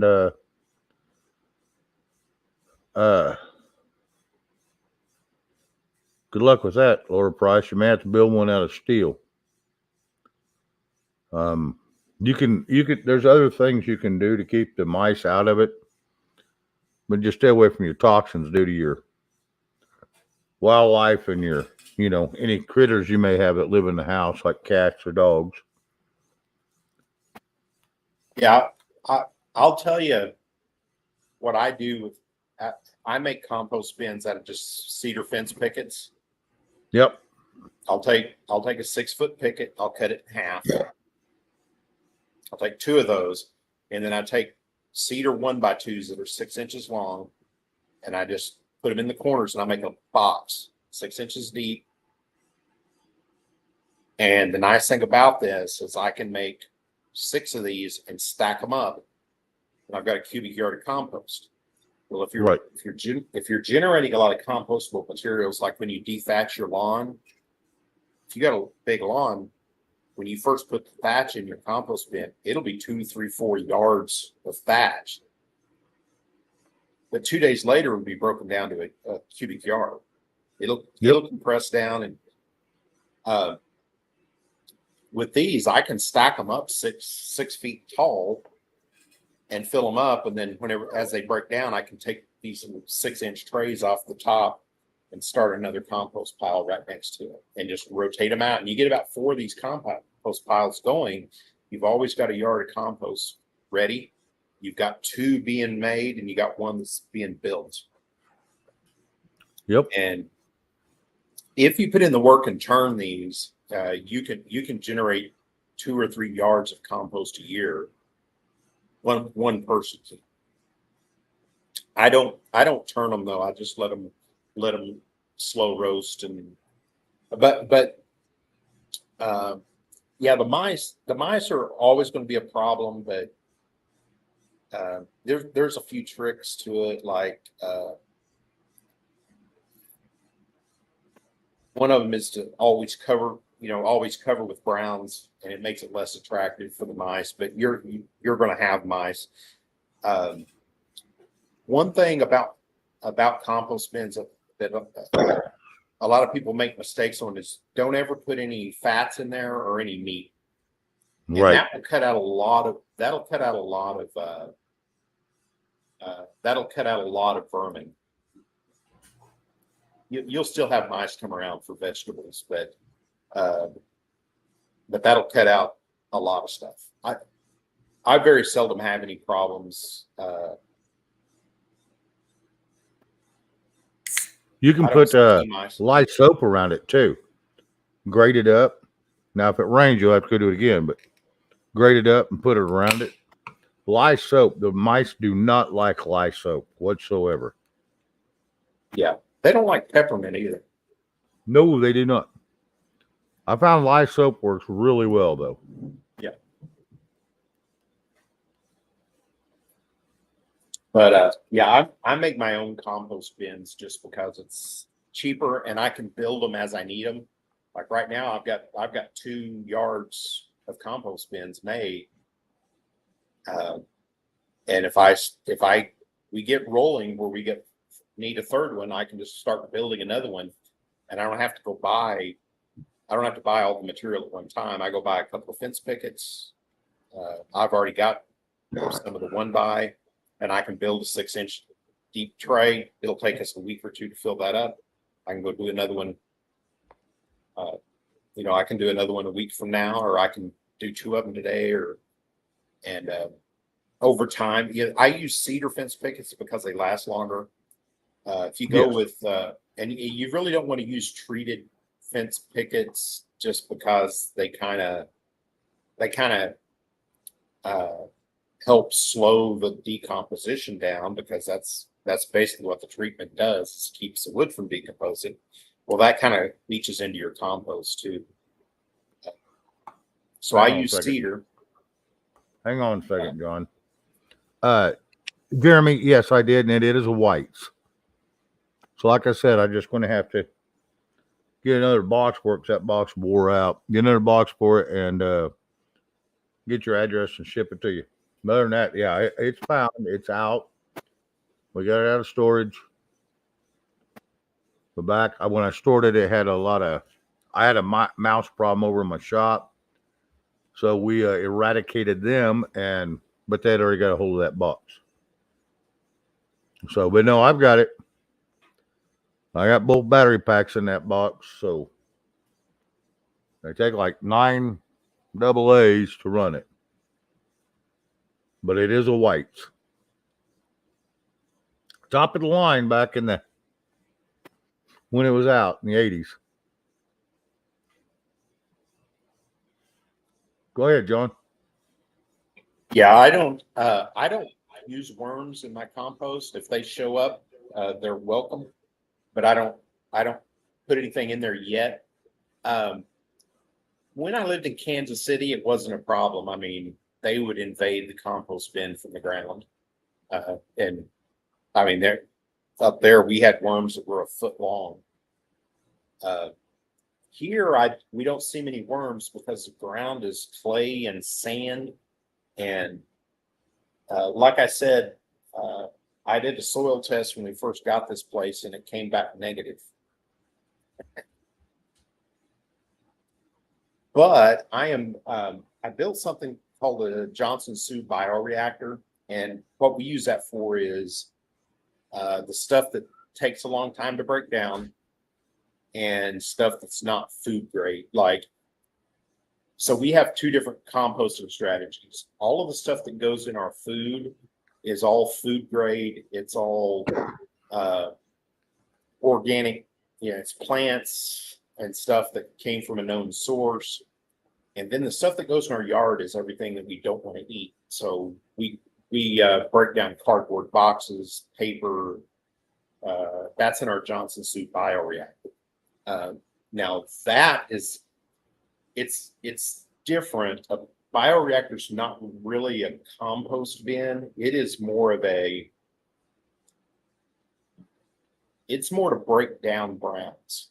You put cardboard and leaves and stuff like that in there that you can't keep up with the greens. And what you do is you introduce worms to it called red wigglers, and they love eating that. They love eating browns. And you just build one of these bioreactors. It takes them quite a while, but when you fill this bioreactor up, it may take them a year or two to break it down, but then what you have is essentially compost. It's got a bunch of worms in it. Well, I'm going to tell you what we did and what we have found. All your grass clippings from your really nice lawns and shit, is all poured them down this hill that now I own. And with us as kids, we come over here and dig down past the grass into the ground, and we'd find them night crawler worms, huge, 8-10 inches long, all because it's under there. It holds the moisture, and that's what they like. And I want to tell you, if you want just to get a worm patch going, that would be your best way. Is all your grass clippings, just pile in one place, down a little hill or something. That way it's out of your way. You ain't going to see it. But just pile them over there and let them go. You'll have more fish and worms than you can ever imagine. Uh-oh, Mr. B bailed on us. One thing you do want to be careful of with worms, though, is you don't want too much nitrogen. You don't want to introduce too much nitrogen in your compost bin because it will get hot and it will cook your worms. Oh, yes. So it'll dry them out. Yeah. I mean, when you build a compost bin out of like the first mowing of the season, you mix, you mow and bag, and you get a bunch of leaves with a bunch of green grass, and you fill a 1 cubic yard compost bin up with that, and it's got a mix of green grass and leaves, and it's all cut up small. Yep. That bin will get close to 200 degrees overnight. Oh yeah. Anytime it's moist like that, it will. That's the same thing with alfalfa. When you cut it, you got to be careful. Yep. And that's kind of one of the challenges with compost is you want it to heat up because that means you've got a bunch of microbial action. They're breaking stuff down. Yep. But it also cooks your worms. So, so typically on those, you stack a new bin and let it get hot. And then as it breaks down, the worms will come in later. But if you go mix a bunch of greens in with an existing compost bin that's almost finished, you'll cook a bunch of worms. And the Johnson Su bioreactor, since it doesn't really use a lot of nitrogen, or greens, and that's the reason you want greens is because they're nitrogen rich, and that helps. If you get a balance of greens and browns just right, it will get hot. You'll have a lot of aerobic breakdown.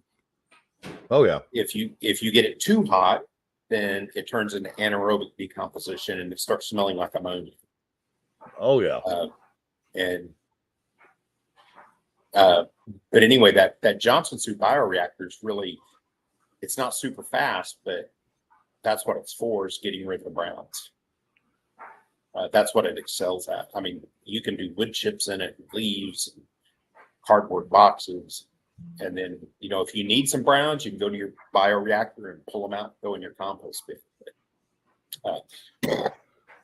Oh yeah. To help cool it down. But I usually run my compost bins as hot as they'll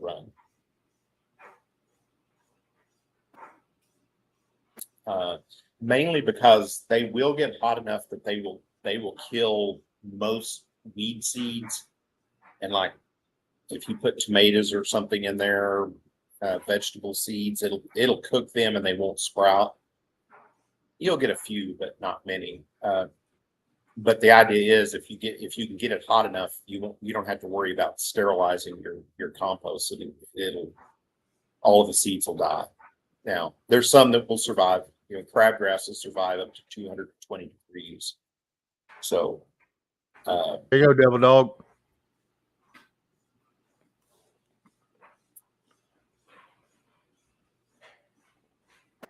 Now he wants to come up. Now that Mr. B left, he went out to the chat. Now he wants to come up.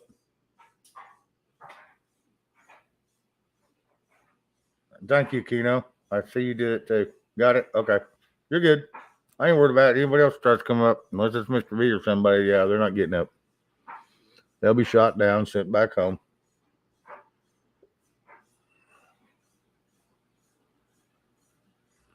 Another expert on all gardening tips. I rate. All right. Before we even start, shirt of the day. Mice die in mousetraps because they don't understand why the cheese is free. Same thing that happens to socialism. That's it. Okay. I was at the store the other day and I thought of our little friend Squirrel. Okay. And I saw this one thing and I had to purchase it. Oh, a lighter? You go. You go, squirrel. That's funny. Yeah. And Mr. B says it's because Devil Dog's a chicken shit. Laugh my head off. Gigi says, mail it to me. So, D-Dog, do you have any use for sandburrs? I can send you a semi-load of sandburrs if you want it. I'm good. Barefooted landmines. I got a half a semi-load already dried and ready to plant in some asshole's yard. It's a drive-by. That's right. See a nice yard with an asshole for an owner. Just throw a handful out. Yeah. Well, why don't you get with Shane on that? I'm sure he knows the address of the judge he's dealing with. Oh, I know that's right. Did you get that paperwork, D-Dog? They must have sent it to Gmail instead of email. They must have. Yeah, because I got nothing. Okay, I'll send it to email.com. Yeah. All right.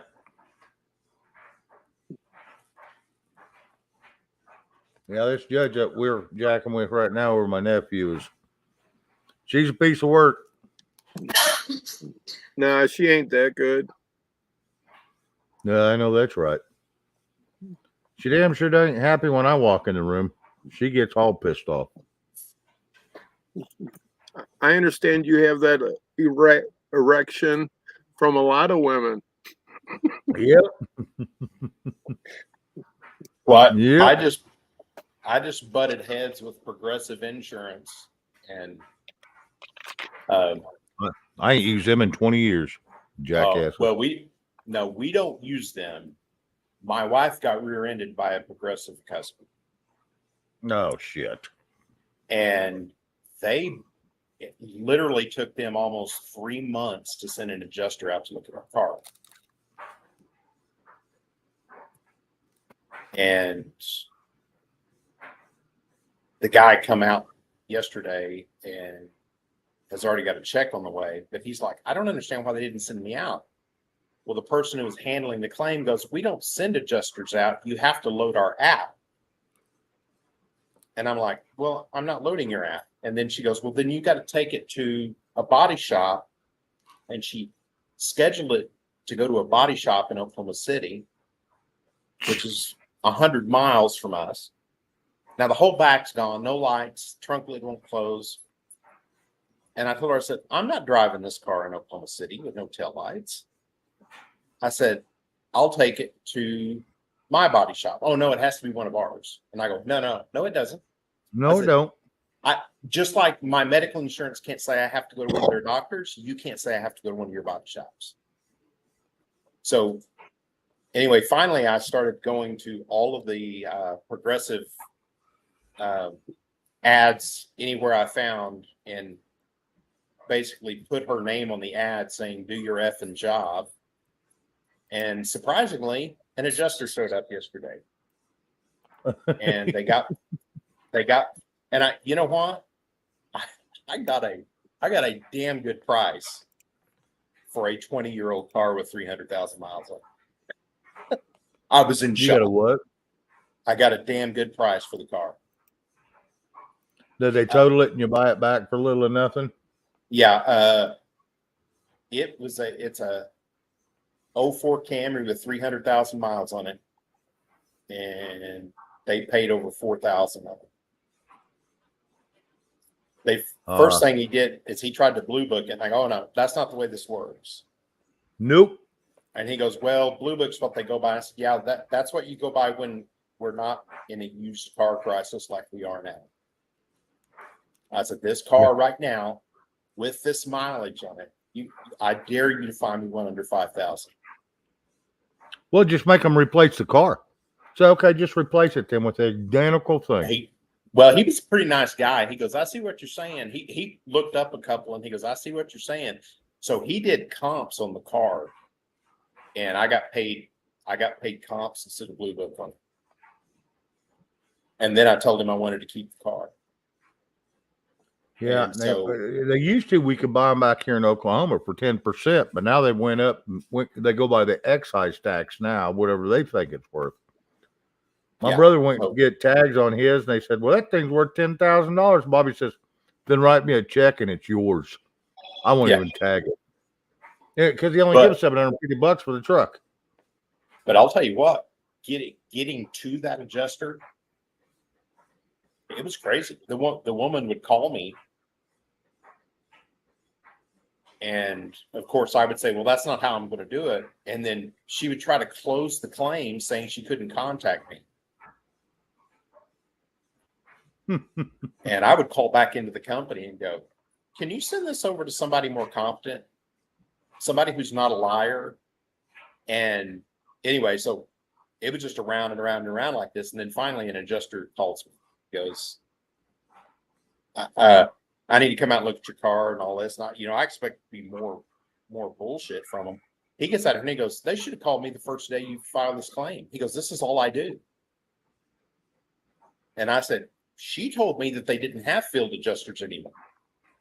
That I either had to use the app or I had to take it to one of their body shops. And he goes, she'd be just like, those idiots.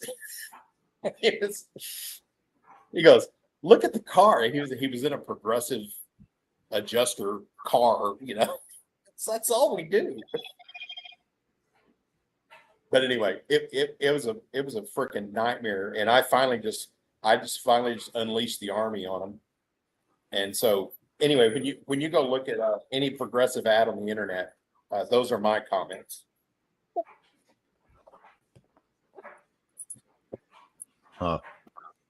Well, I got into it with mine because they don't have adjusters that come out here anymore. So I had to go do the work for them. I had to go take all the pictures and all that. But the good thing, and I'm with Geico now. The good thing is, because I was with Allstate, so I got away from Progressive. I loved Allstate, but they jacked me around once. So I went with Geico. And they said, well, we don't have adjusters in your area, but we got people out there every day because of all the damage that's being done. I said, yeah. So send one by my house. Well, go ahead and just shoot up me all the pictures. Here's how I want them. I said, okay. So I did all that. My sister-in-law's, they totaled her vehicle and it only had like 10 Haldings on it. They totaled it and she got to buy it back. Cost her a couple grand. And, but she got 10 grand out of the damn total. And hell, it wasn't worth that. So and that's the only good thing about Geico is they don't even want to jack with it. They don't want to pay for it. Then they said, well, we don't send it to the bank and your name anymore. Now we just send it straight to your name and whoever's going to work on it. I said, whoever's going to work on it, they don't pay for my damn car. They don't pay my insurance. No, that check comes to me and I'll decide where I go with my car. I said, get my damn truck fixed.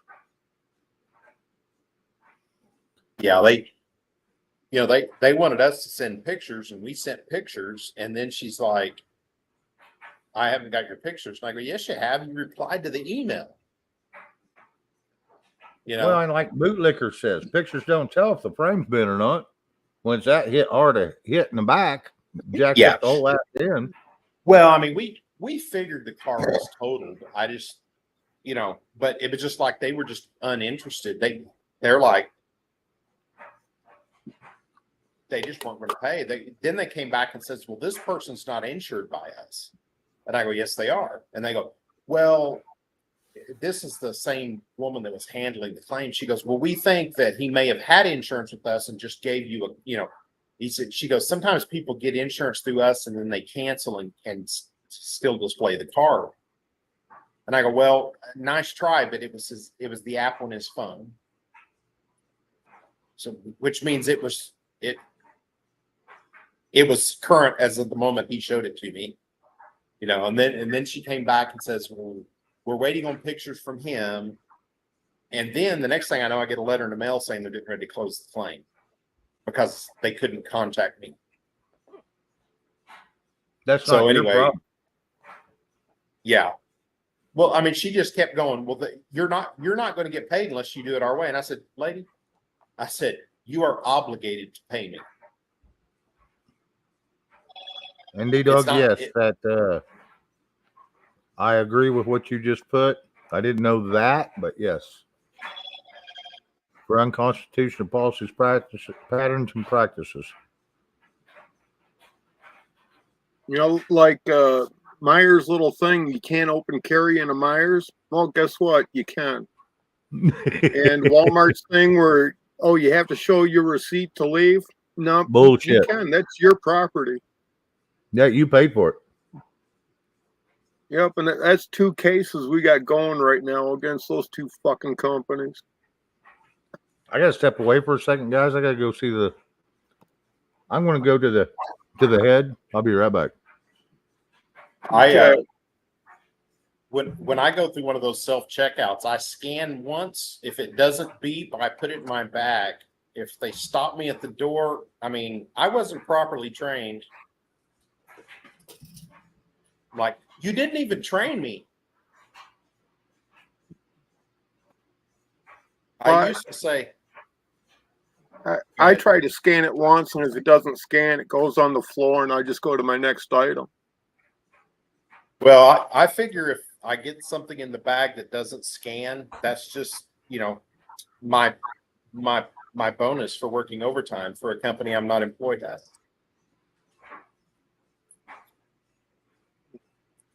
My favorite thing, when I was younger, they used to have the security guards at the door and they'd stop you, and they would always stop me because I always looked pretty rough. I look like a little punk kid, long hair. And of course I wouldn't stop. And they, this one guy grabbed me and I'm like, buddy, you don't want to do that. I know you get paid $7.15 an hour, but that's not going to cover your hospital bills that I'm going to incur taking your hand off of me. And but the security guards, I'm just like, no, sorry, you're not a cop. You just think you are. Well, whenever you get stopped at Walmart by one of the greeters, it's actually a citizen's arrest, but it's an unlawful arrest, and it's actually considered an assault and battery because they're trying to diminish your liberty. Yeah, I got the last one I had trouble with. I was going into Sam's Club, and the guy stops me because that Sam's Club had a tire shop right by the exit door, and the entrance door, they weren't side by side. The entrance door was about 100 feet down, and I came out and I was like, crap, and I just had some work done on the car. And I come out and I was like, crap. And I went back in that door. I just turned around. The door hadn't even closed by me, turned around, and the greeter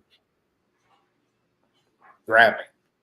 I mean, he's like, he stands in front of me, he points, he goes, you got to go in the other door. And I just kind of looked at him. He was about 4'2", and I just kind of snickered at him and walked around him. And he reached out like he was going to grab me. And I was like, you don't want to do that. No, okay. And he put his hand down, and I walked past him. But the Sam's Club stuff and the Costco stuff, now that's a membership thing, and the rules are a little bit different than a store that's open to the general public. Correct. Yeah. Now, see, at that Sam's Club though, all of your car stuff was not member only. It's like whenever they do a lot of them, like when they have a gas station with them, and some of the Sam Clubs have gas pumps, you can buy gas there. You just can't get a discounted price unless you're a member. Right. And so the same thing goes with the some of the tire shops. You can go in and buy tires there. It's just as a member, you don't really get a discount as a member, but what you get is you get a lifetime road hazard warranty. So that, and they kind of, in that store, they kind of had that divided off so that you could go in without your card. But the door to go in without your card's on the side. You like walk right into the tire shop. And I walked in, I mean, I hadn't really even got out I was probably 2 feet out of the door, and I just spun around and walked back in the same door. And anyway, he was gonna, I don't know. I think he thought he was gonna throw me out. And I'm like, that wouldn't be a good idea, buddy. I know you make 15 cents over minimum wage, but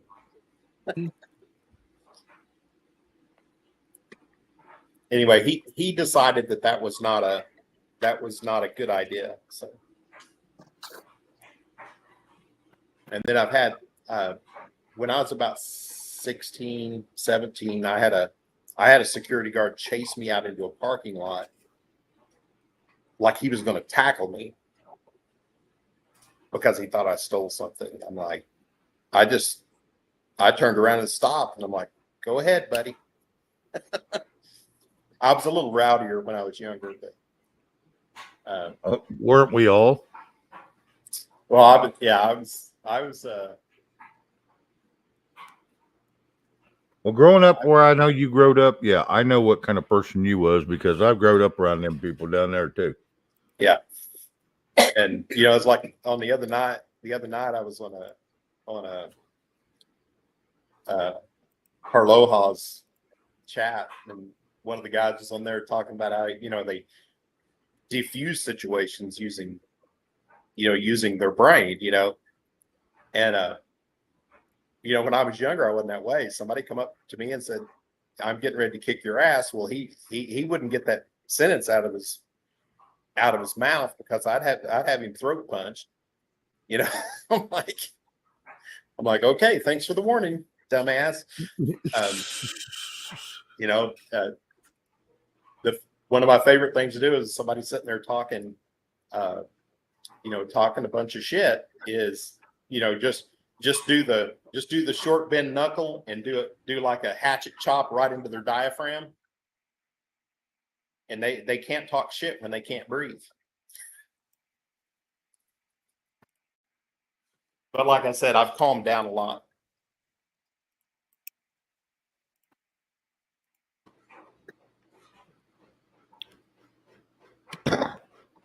Excuse me. Yep. Now, I'm trying to read all this chat. Sorry about that. Goldilocks. No, you do not have to show it. They say, can we see your receipt? So, no, but thank you. And just keep walking. Ain't a damn thing I can do about it. They ain't got no gun. They ain't got no badge. They ain't got shit. They have no authority. Yeah, but if they get in front of your car, you cannot run them over. No, you cannot assault them. No. As long as they're, because they usually catch me on the side or behind me. Hey, can we see your, no, but thank you. And just keep walking. I'm good. Well, if I got the receipt in my hand, I'll hold it up as I'm walking by. Yep. Hold it up and keep walking. Can I see your receipt? Here it is. And keep walking. I got Walmart bags that shows I was here. I paid for it. Someone bagged that shit because I didn't do it. Well, I usually go in there just for, some sodas to top off shit, or a gallon or two of vinegar. The shit I buy doesn't fit in a bag. Right. Yep.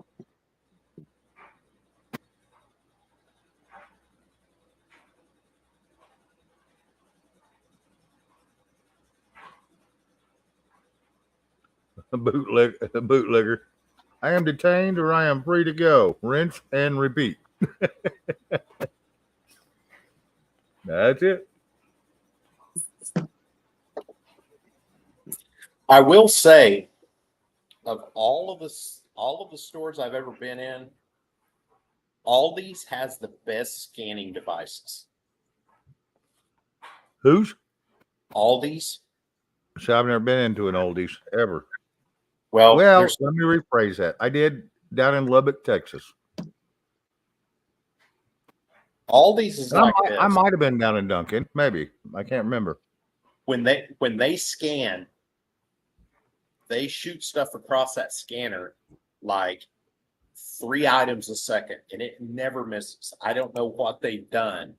It looks like a normal scanner, but that thing scans like crazy. And then the other thing that Aldi's is somewhat famous for is Aldi's sells a line of wood chisels. And they're very cheap, but for the price, they're very high quality. They're like $20 a set, and they're like 100. People compare them to $100 set chisels, but they only sell them 1 month out of the year. Huh.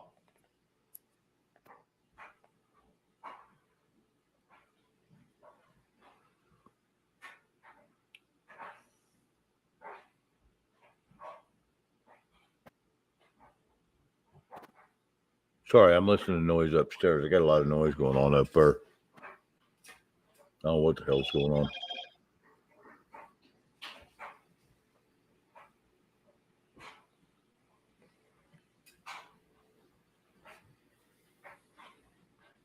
Every man is independent of the laws except those prescribed by nature. He is not bound by any institution informed by his fellow man without his covenant.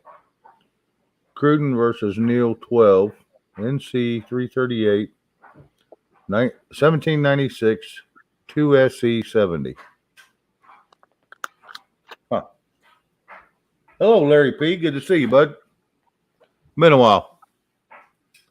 But I ain't been on in a while either. It's been a month and a half. A month, 3 weeks. Like I said, I try to do karaoke every night. We did a little bit just off the fly from last night because Mr. B was pumped and wanted to. So no one was on, so I said, deal with it. I'd do it. Every once in a while, I'll pull it. But I'm going to go back to my Wednesdays as informational. We're going to do full shows, at least the first hour is going to be full informational on what's going on in the world today. The headlines, we'll get into them a little bit. We'll discuss them. Plus the laws. Hopefully D-Dog will show up and help us out because he knows them all. No, I don't. No, Nobody not a knows bit. them all. Well, no one knows them all. You are correct. But D-Dog knows a hell of a lot more than me. I did extend my technical assistance to the Secret Service. If they can't identify the person on the video, I bet I can. Really? Yeah. So now you're part of the long arm of the law, huh? Well, I'm like, we can't identify the person on the most expensive video camera on the planet Earth outside the most secure room in the most secure building on the most secure property on the planet. We just don't have the technology. I'm like, well, send me the footage. I bet I can identify them. I'm going to tell you what. Sunday they said it was in the East Wing. By Tuesday they said it was in the West Wing. Now where the hell was it? It don't make a shit where it was. Well, was they found- even said it was out in the parking area. Oh yeah, that's what they originally Well, they said. found They it said in it a was spot where they put their phones because they can't take their phones in that area. That's where it's Yeah. supposedly found. Here's a problem I have with all this story. I don't give a shit which way it was, East Wing, West Wing, upper, lower deck. I don't give two shits. Here's the problem I have. And I know it's been going on since before Bush. There's drugs in the White House, period. The most secure building in the world, and there's someone's carrying it in. Now, who in the hell has got backdoor service, can walk it right in and never even get checked? where That where just this gives- was supposedly found was in the electronic. It's in the drop box for electronics outside the situation.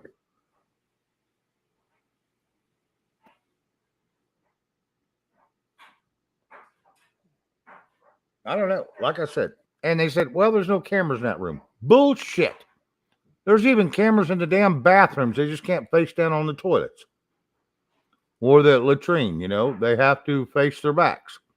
There's cameras in every damn room of that White House. I don't give a shit what anybody tells you. Even Kelly I bet McEnany the even said it. Yeah, I bet the Clinton cameras look down on the toilets. Oh yeah, No, well, that's they different look story. up. They look. Yeah, they look up. Yeah, they're underneath. They're looking up the skirts. Yeah, there's no doubt in my mind that there's a camera in every part of that building because it's the most secure building on this continent. Bullshit if there's no cameras in there. Fuck your privacy. Period. Well, they came out a couple of days ago and said, or maybe it was yesterday, that they had footage, but they couldn't identify the person from the footage. Ah, And I'm like, really? Oh, but they didn't have no cameras in there, but they got footage. Well, which Yeah, one is it? Quit erasing the fucking tapes, then you'll have it. Yeah, I'm like, I can send you a $200 camera that can identify a gnat on somebody's ass from that distance. And that's Oh, no that got kidding. me. That got me riled up when they started saying that horse shit. Even Kellyanne McEnany, Mhm. Kayleigh McEnany, even said, "There's a camera everywhere you go in the White House. You can't do nothing without having a camera on you." I mean, she was scared to go take a shit if there was a camera in there. Yeah, and I'll tell you, camera technology now. I've got IP cameras that. Well, they put them damn blinders on there. It makes it look like a 1949 camera. It's bullshit. Yeah. See, that's the whole thing is the cameras that are available reasonably priced for civilians. And I mean, I got 4K cameras, 4K night vision color cameras with I don't have pan tilt zoom, but these things are so high resolution I don't need it. I can set these at an angle across my property, and I can just go in and digitally zoom into anything on my property. I mean, I'm talking full 4K camera for $200. Is it pretty clear up to like 2 acres? Yeah, I mean, anything under about 300 feet, it's a little at 300 feet. You could still identify somebody if you knew them, right? You probably couldn't. You probably couldn't. Identify them. You could probably publish the picture and find them. Oh yeah. 4K. Plus, they're varifocal lenses, but I can set two of them side by side and set one close and one far, and I can take a 12 millimeter lens out 300 feet, and if it's your neighbor, you can absolutely tell it's them. It's not just it's not like these security cameras from banks that can't identify somebody over the counter. I mean, these will, and it's crazy because these are high-end cameras for $200. 32 frames per second with 3 days of 4K onboard storage. Wow. For $200. That may be cheaper than that now. But and they're night vision. Hey, Gerald Cummings. Hello. I want to tell you, yeah, they got, like I said, when a game ranger out here has a telescope that can read a tag from 2 miles away, crystal clear. Mm-hmm. Then you got people that can take supposedly from a satellite and read a tag on a car. Hello, and you're gonna have junk in the White House. Bullshit. Yeah. Bullshit. They get Also, the top of the top. These are not just night vision. They are color night vision. And you know what, Carol Z, I'm not going to blame Hunter. You know how many people actually are doing drugs in that son of a bitch? Half that damn building's full of drugs. Sorry, that's just a fact. There's no way you can make me convinced that these people that have to go 24/7 like they do, there's no way you can convince me they're all natural. Yeah, and I'm not even concerned about the drugs. It's the lying, right? I mean, And here's the funny thing. Why is it just now coming up now when we all know it's been going on since Bush Sr., at least, and maybe even before? Why in the hell are we all throwing a fit about it now? Because it's always been in there. So what's happening that they're trying to, it's what it is. It's a distraction to keep your mind off of what's really going on in my eyes. Yeah, I just, it's just like when you're caught like that, just come out and say, yeah, it's mine. I just don't understand what the big deal is. I mean, they can't possibly believe that we believe that what they're telling us, right? It's just like I would have a lot more respect from somebody that came up and says, yeah, it was my son's drugs, or it was my drugs, or whatever, than somebody who goes, yeah, they just mysteriously showed up and we have no footage. Yeah. Right. It's all, everybody knows he smokes crack. Everybody knows he does anything that comes around him. So why in the hell would it matter? Because no one's done anything about it now, so why start now? Just tell the truth. Say, yeah, my son jacked up and he screwed up and left some laying. Forgot to pick it up when he left. Well, you know what? Nothing's going to happen to him anyway. And even if it does, he'll get pardoned by his daddy. So what the hell does it matter? Spit it out, get it over with, go on. Yeah. I mean, it's politics. It's just like, but denial. Politics is bad enough, but whenever you don't even play the game, you just go, you just come out with this, there's plausible deniability, then there's just lies, and it's like they don't even care if you believe it, right? But here's the thing. Usually they just take it and see it, they find it, they flush it, and they go on. Why in the hell didn't they just do that this time? Somebody stirred the pot for a reason. They're trying to get attention. Now, is it for a distraction? Or is it because they don't care what's in your face anymore? Yeah. I mean, you Yeah, gotta it's really like- think about that. Yeah. Why would it even get deposited there? It's like, did somebody really,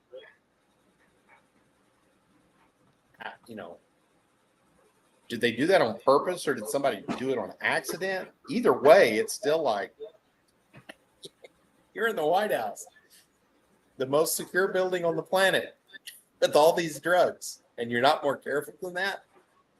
Oh yeah. Yeah, it's ridiculous. Who cares? That's the problem. Who cares? Nothing's gonna be done. Becky Justice, hello. Nothing's gonna be done about it either way. So what's it matter? Why even bring it up? Flush the shit or give it back to them and say, hey dude, quit doing that. We'll have to turn it in. And then go on. Why in the hell make a distraction? See, there's a reason. Something's behind that. Maybe somebody's trying to get Joe out of there. But I also got to get Heels Up Harris out of there too. Yeah. I mean, those are the kind of things you're like, what? I mean, clearly it wasn't. I don't see it. Anybody saying that it was an accident being a viable proposition, right? It was obviously left there intentionally. That's too damn high to remember what they did with it when they put it there. Yeah, but I don't know. Yeah, it's too convenient. Almost sounds like it was planted. It's convenient, but then when you look at it, it's almost like you said, internally they're trying to tear the administration down because and I know damn good and well the Democrats want Joe out of there too. A lot of them do. So, well, yeah, I mean it's to the point where they're in a nosedive and they can't pull it out, right? They can say, they can publish all this stuff in the media. The media is going to say whatever they want them to say. Oh, absolutely. But it's not working anymore, right? It doesn't work anymore. Yeah, the media will regurgitate whatever they want, whatever they want them to say, but nobody's listening anymore. I mean, even the media is starting to say, this is insane, right? You've got it's just crazy. I mean, here's the thing. It doesn't make sense. And anytime it doesn't make sense, that means it's not probable. Something's going on somewhere. And this is just another false flag, knee-jerk reaction to what's going on. Because they've been dragging this out for a week now. Yeah. So it just don't make no damn sense. The hell is really going on? It's got to be something internal, because if let's say this was a Republican drop this off, they would be in cuffs now, right? They wouldn't say we couldn't identify the person, right? So it's like, it's something internal, and they're going, we don't want to identify the person, but we also don't want it covered up, right? Honestly, it just don't make no damn sense. You're either going to cover it up or you don't. But see, historically, the Secret Service would, kind of part of their job is to protect the president at all costs. Right. And his family. But they're also like this. Guys, we're going to be plugged into you. We're going to be here all the time. You don't have to worry about anything around us. We don't talk, right? Right. If you want to go spend money on hookers and blow, it's none of our business. Our job is to protect you, right? That's it. That's it. And so normally, if the president's family had cocaine, the Secret Service would go, not our business. But for some reason, it got out into the public, right? Yep. Secret Service found it and turned it in. Yeah. Why? And see that? Well, yeah, that's kind of weird. That's kind of, I don't know that officially what the policy is there, but that's kind of the way it's always been portrayed. Well, and that's their oath is to protect that president, and his first family. So, Yeah. I mean, whoever found it said, not on my watch. Yeah. Or it was strategic. Yep. Bingo. Yeah. And it even could have been planted. Who in the hell knows? We'll never know the truth. Never. Well, 30 years from now, we might. Yeah. I don't know. The Kennedy stuff is still super double top secret, right? Yep.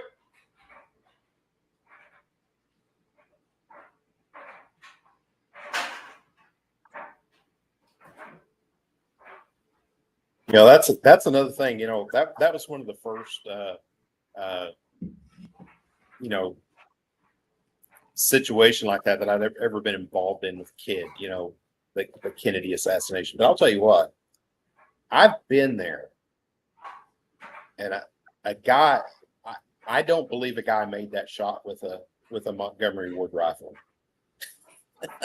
I'm sorry, that is a long shot. D-Dog, what are you thinking, man? I have nothing to say. I don't even think the cocaine's real because the weird, fucked up shit Congress has been trying to ram down our throats for the last 2 weeks during this news cycle about the cocaine. Yep, I think it's a distraction too. Yeah, I don't think it's a distraction. It is a distraction. You damn right it is.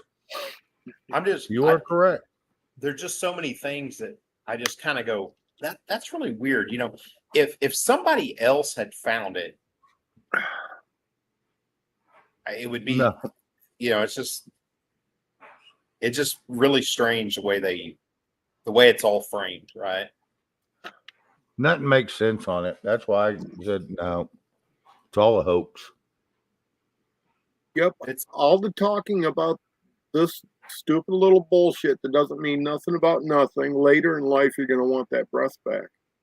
Yep. That is no shit. I said that earlier, not in them words, but in so many words. I did say that. It's all a bullshit distraction. What's really going on? What are they really trying to hide? Something going on that they're pulling. They didn't want you to pay attention, so they bring up the White House and a conspiracy or a drug allege. Yeah, it's bullshit. And then they can't find the person. Yeah, it's all bullshit. But they could have a truckload of cocaine there, and it doesn't matter. No, not a bit. Not a bit. That's what I said. It don't matter. There's been drugs there for years. What the hell is this little amount matter?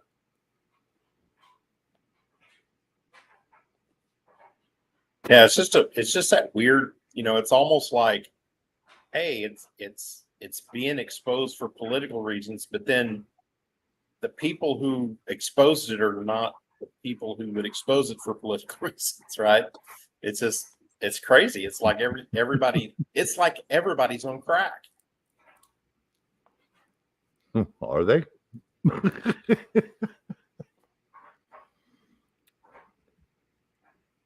What are you thinking, D-Dog? Let's hear your mind.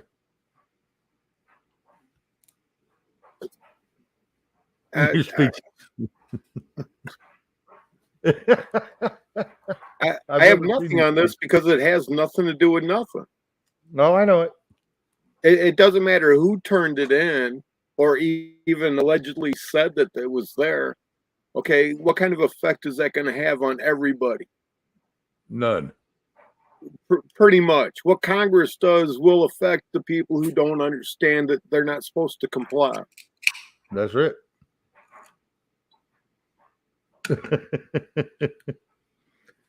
Oh, I adopted a lot of your thoughts and feelings on a lot of shit. Is like, if it don't affect me, I really don't give two shits. Now, if it affects me down the road, yeah, I might give two shits. Yeah, but over the last, 3 years, you've gone from talking about the Federal Reserve and the fiat currency and everything else, which is all factual, and then the Bank of London, you leave that part out now. Yep. Yep. And DC is ran by either the British government or the Vatican, and you leave those two bullshit things out now. Yeah, it's just run by a bunch of fucking idiots. Well, it's ran by the banks, but we don't have to get too far into that. And if you want to understand American politics to the best of your ability, start with the secret meeting at Jekyll Island. And Jekyll Island's down in Georgia, and it was owned by J.P. Morgan. Yep.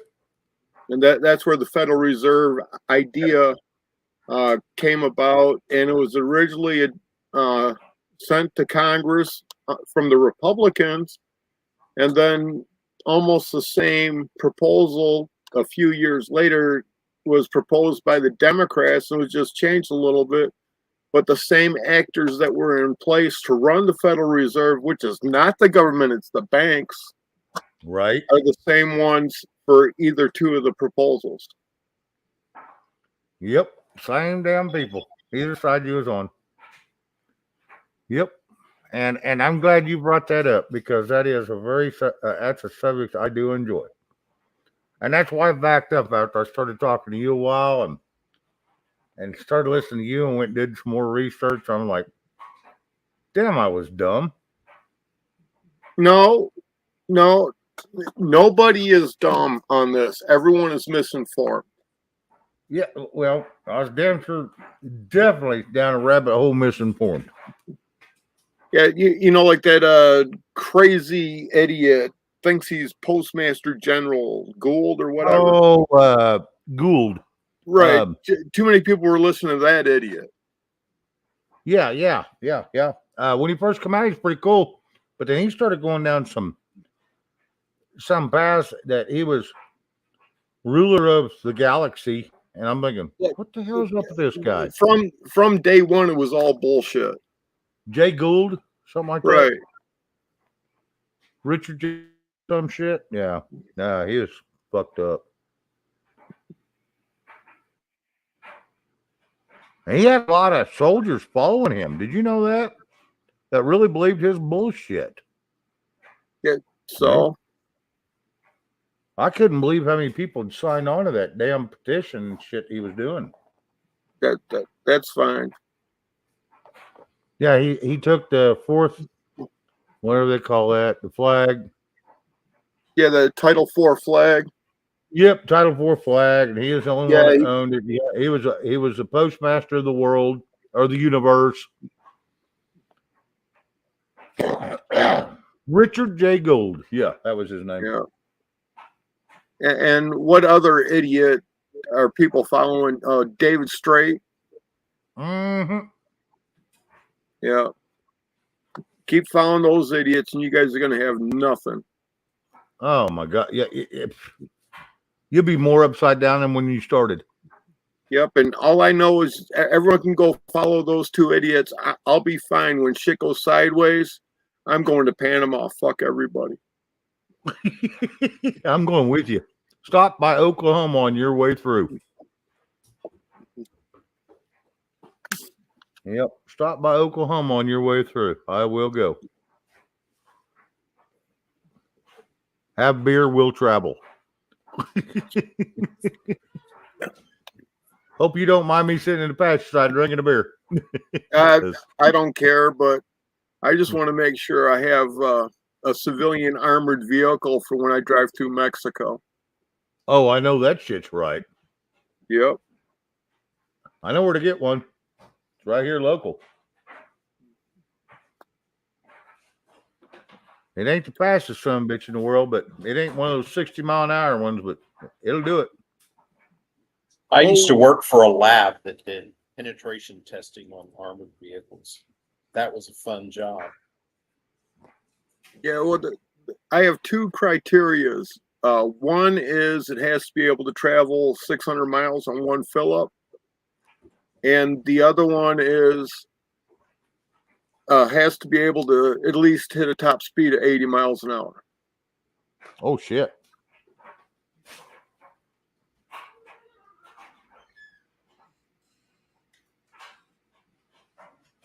$60 and $800. Fuck, we're talking about a fucking little car now. Or something No, that's been modified a little bit. No, we're probably looking at a decent sized 6x6 truck.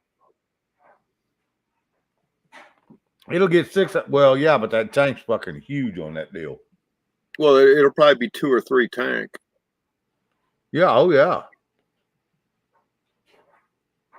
That's not cheap. Filling them bitches up. Yeah, but you get to go from point A to point B. Yep. How far is it once you hit the Mexico line down to Panama? Isn't it about like 2,200 miles? Yeah, it's probably right around there. I really don't pay that much attention. I That's drove where it you're at. once, and it Yeah, was that's a long damn way. yeah. I drove it once, and it got a little hairy and stuff. That's why I don't want to do it again. My truck is still down there at my place. Oh shit, you flew back, huh? Yeah, flew back up. I've been flying back and forth lately. When was the last time you was down there? About 2 months ago. Oh, nice. How was the weather down there? Well, the same as what it is year round. Nice. Okay. It's right at the equator. Right. About 80 is the average temperature, or does it get a lot hotter than that? Now, I think the average is mid 70s. Yeah, 75 to 85 is what I was always told, but I don't know. Yeah. You can, you don't need an air conditioner. You just open your windows and let the breeze come through. Ceiling fans and the breeze. Yeah. Huh.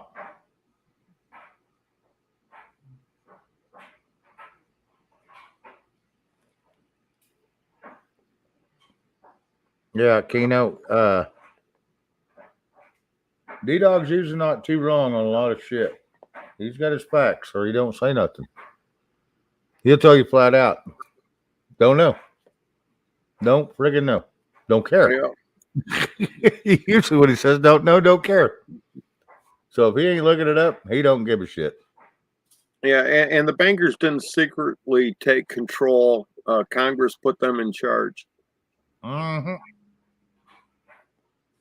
And what's the Constitution say? Doesn't it say something to the effect of no lawyer or banker will ever be in control of Congress? And that's all we got in there now. Hello, something awry.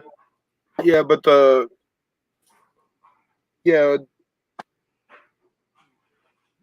well, we could be opening up a big old mess by starting a conversation that we won't be able to finish for 30 hours. No, yeah, I know. I tiptoed on it. But the gist of it was that. So, yes. We can talk about my new promotion. Your new, okay, what's your new promotion, John? I have just been appointed the public key infrastructure administrator for my company. Really? And Really? you do shit for all over the world. Yeah. Basically, I'm going to be in charge of the systems that manage the encryption algorithms for the entire company. So if things go to shit, we know who to blame. Yeah, but with 4096-bit Diffie-Hellman encryption, you can blame me all you want. There's still nothing you can do to fix it. Right, I know that's right. Yeah, like that cops even say, just because you know something don't mean you can prove it. That's my project for this quarter. Is I've got to roll out what's called a QRC, quantum crack resistant encryption system across our entire company Oh, in lovely. 90 days. Yeah. And they're not going to. That sounds fun. Yeah. Unfortunately, their expectations are set too high because there's not a quantum resistant encryption algorithm yet. Hey, James. Good to see you, bud. Yeah, I'll be shutting down here in just about 15 minutes because I think at 10 or 10:15, that hateful little hussy Nunya is going to be coming on. So I'll be shutting down and letting her have the reins. I've already went an hour longer I was going to, but when D-Dog comes up, I give him all the time he needs.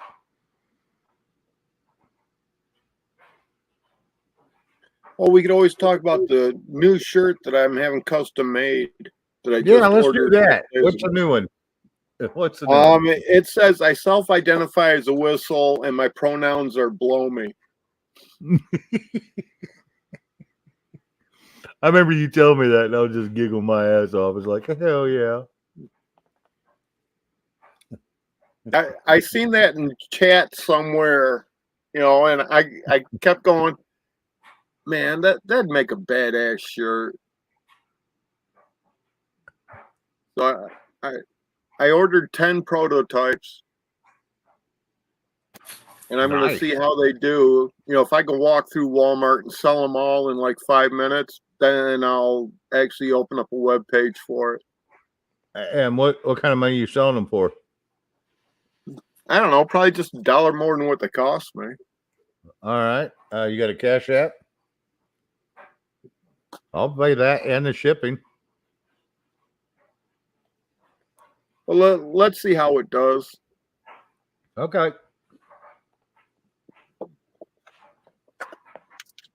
John H., yeah, that's a lot of 52,000 servers in 90 days. That's a lot of damn servers. Yeah, You ain't talking about 52,000 people. That's servers, ladies and gentlemen. Big difference.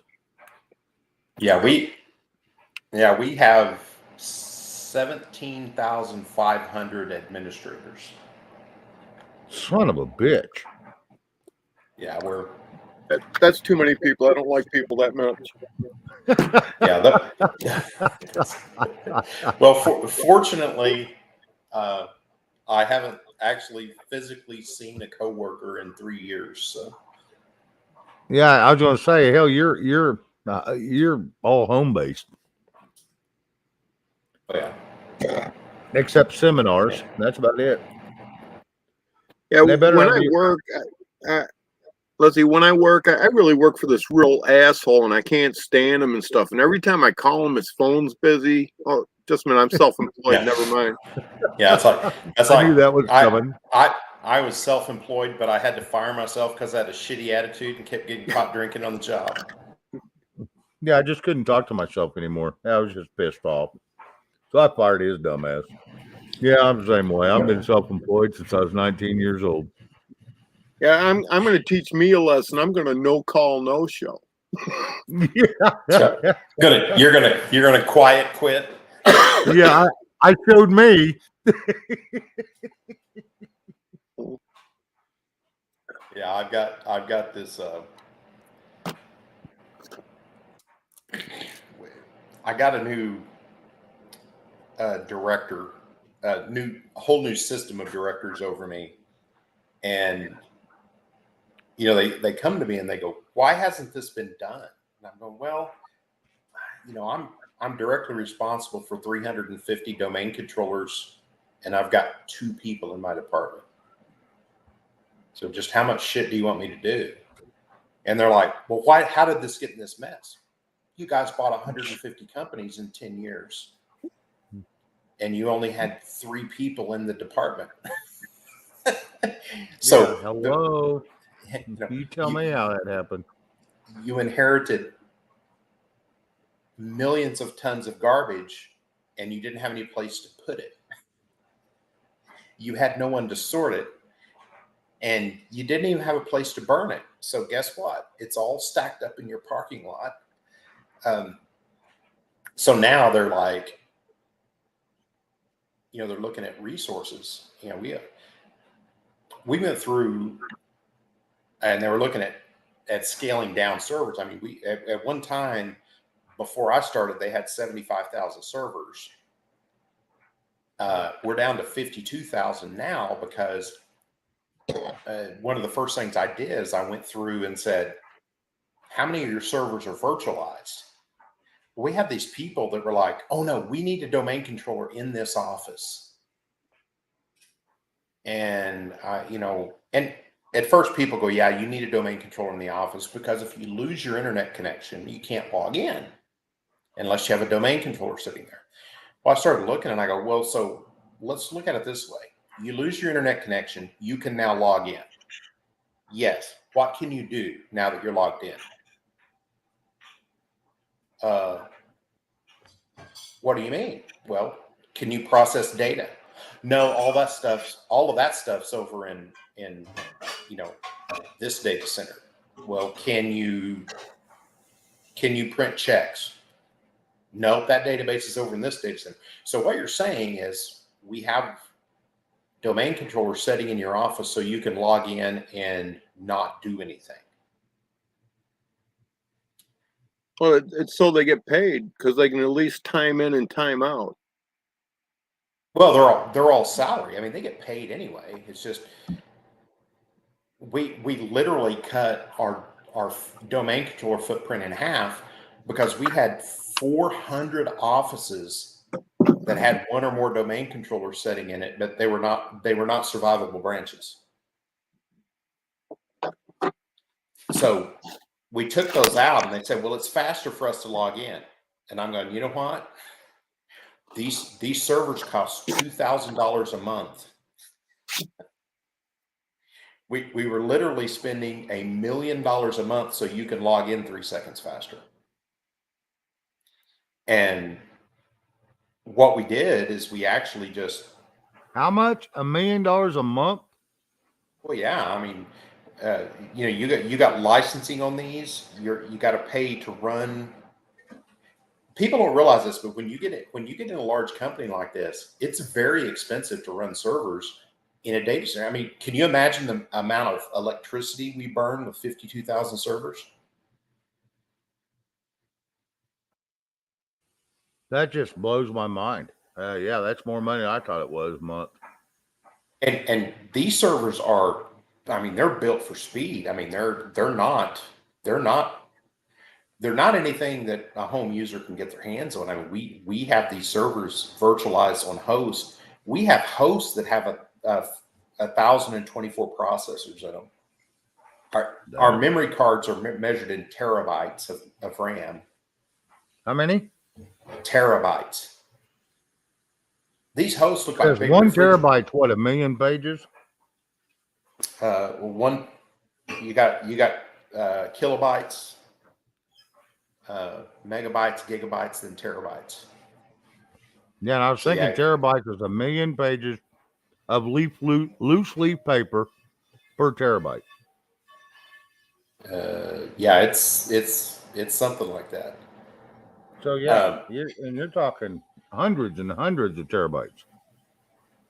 Yeah, I mean, I don't even know how many hosts we have, but we're running 52,000 virtual servers on our hosts. We probably have 500 hosts that have over 1 terabyte of RAM in them.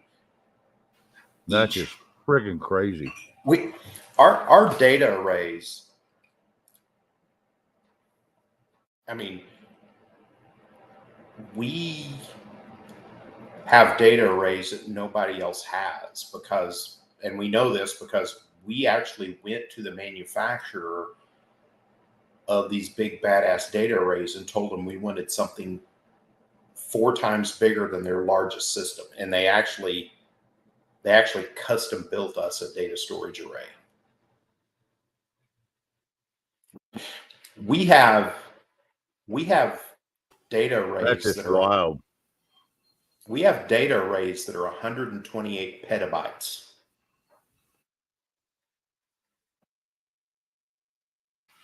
So I'm not sure how much a megabyte is going to be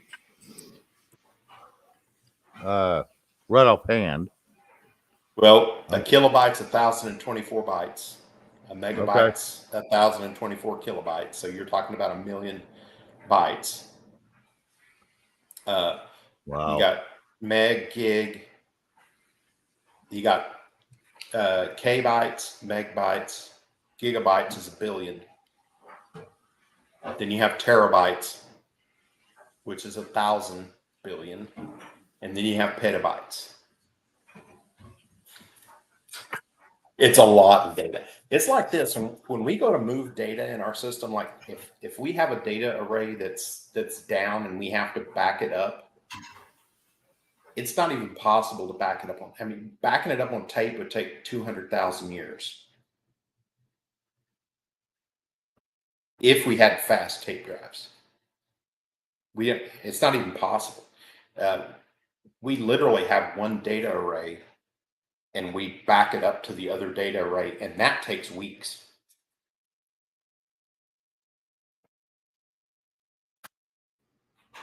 I'm glad that's your field, not mine, because son.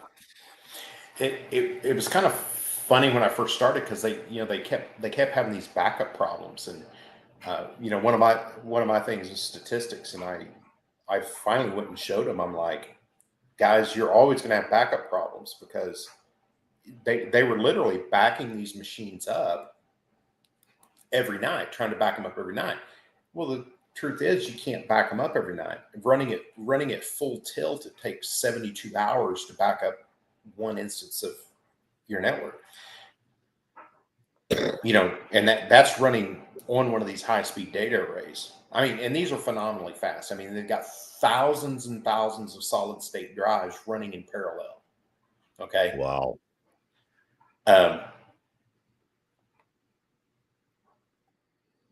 So I just went through the math and showed them it's not possible to back these up. What you have to do is you set up two data arrays, and when somebody and they're known as one single array, and when somebody writes to one array, that array immediately shoots it over to the other array. That records it, correct?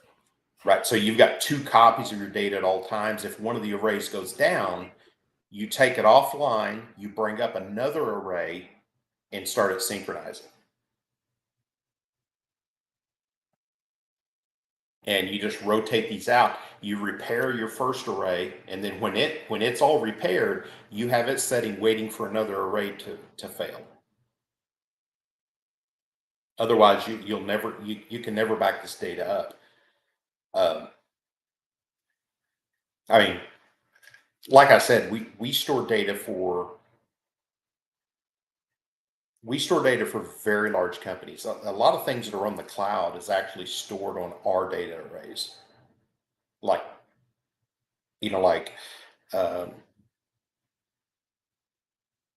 companies like Microsoft stores their data on our systems.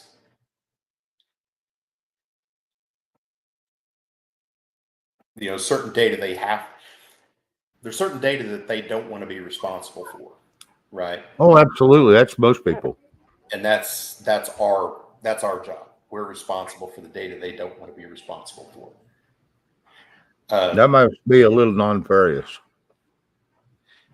Yeah, but we have. But like I said, one of the problems in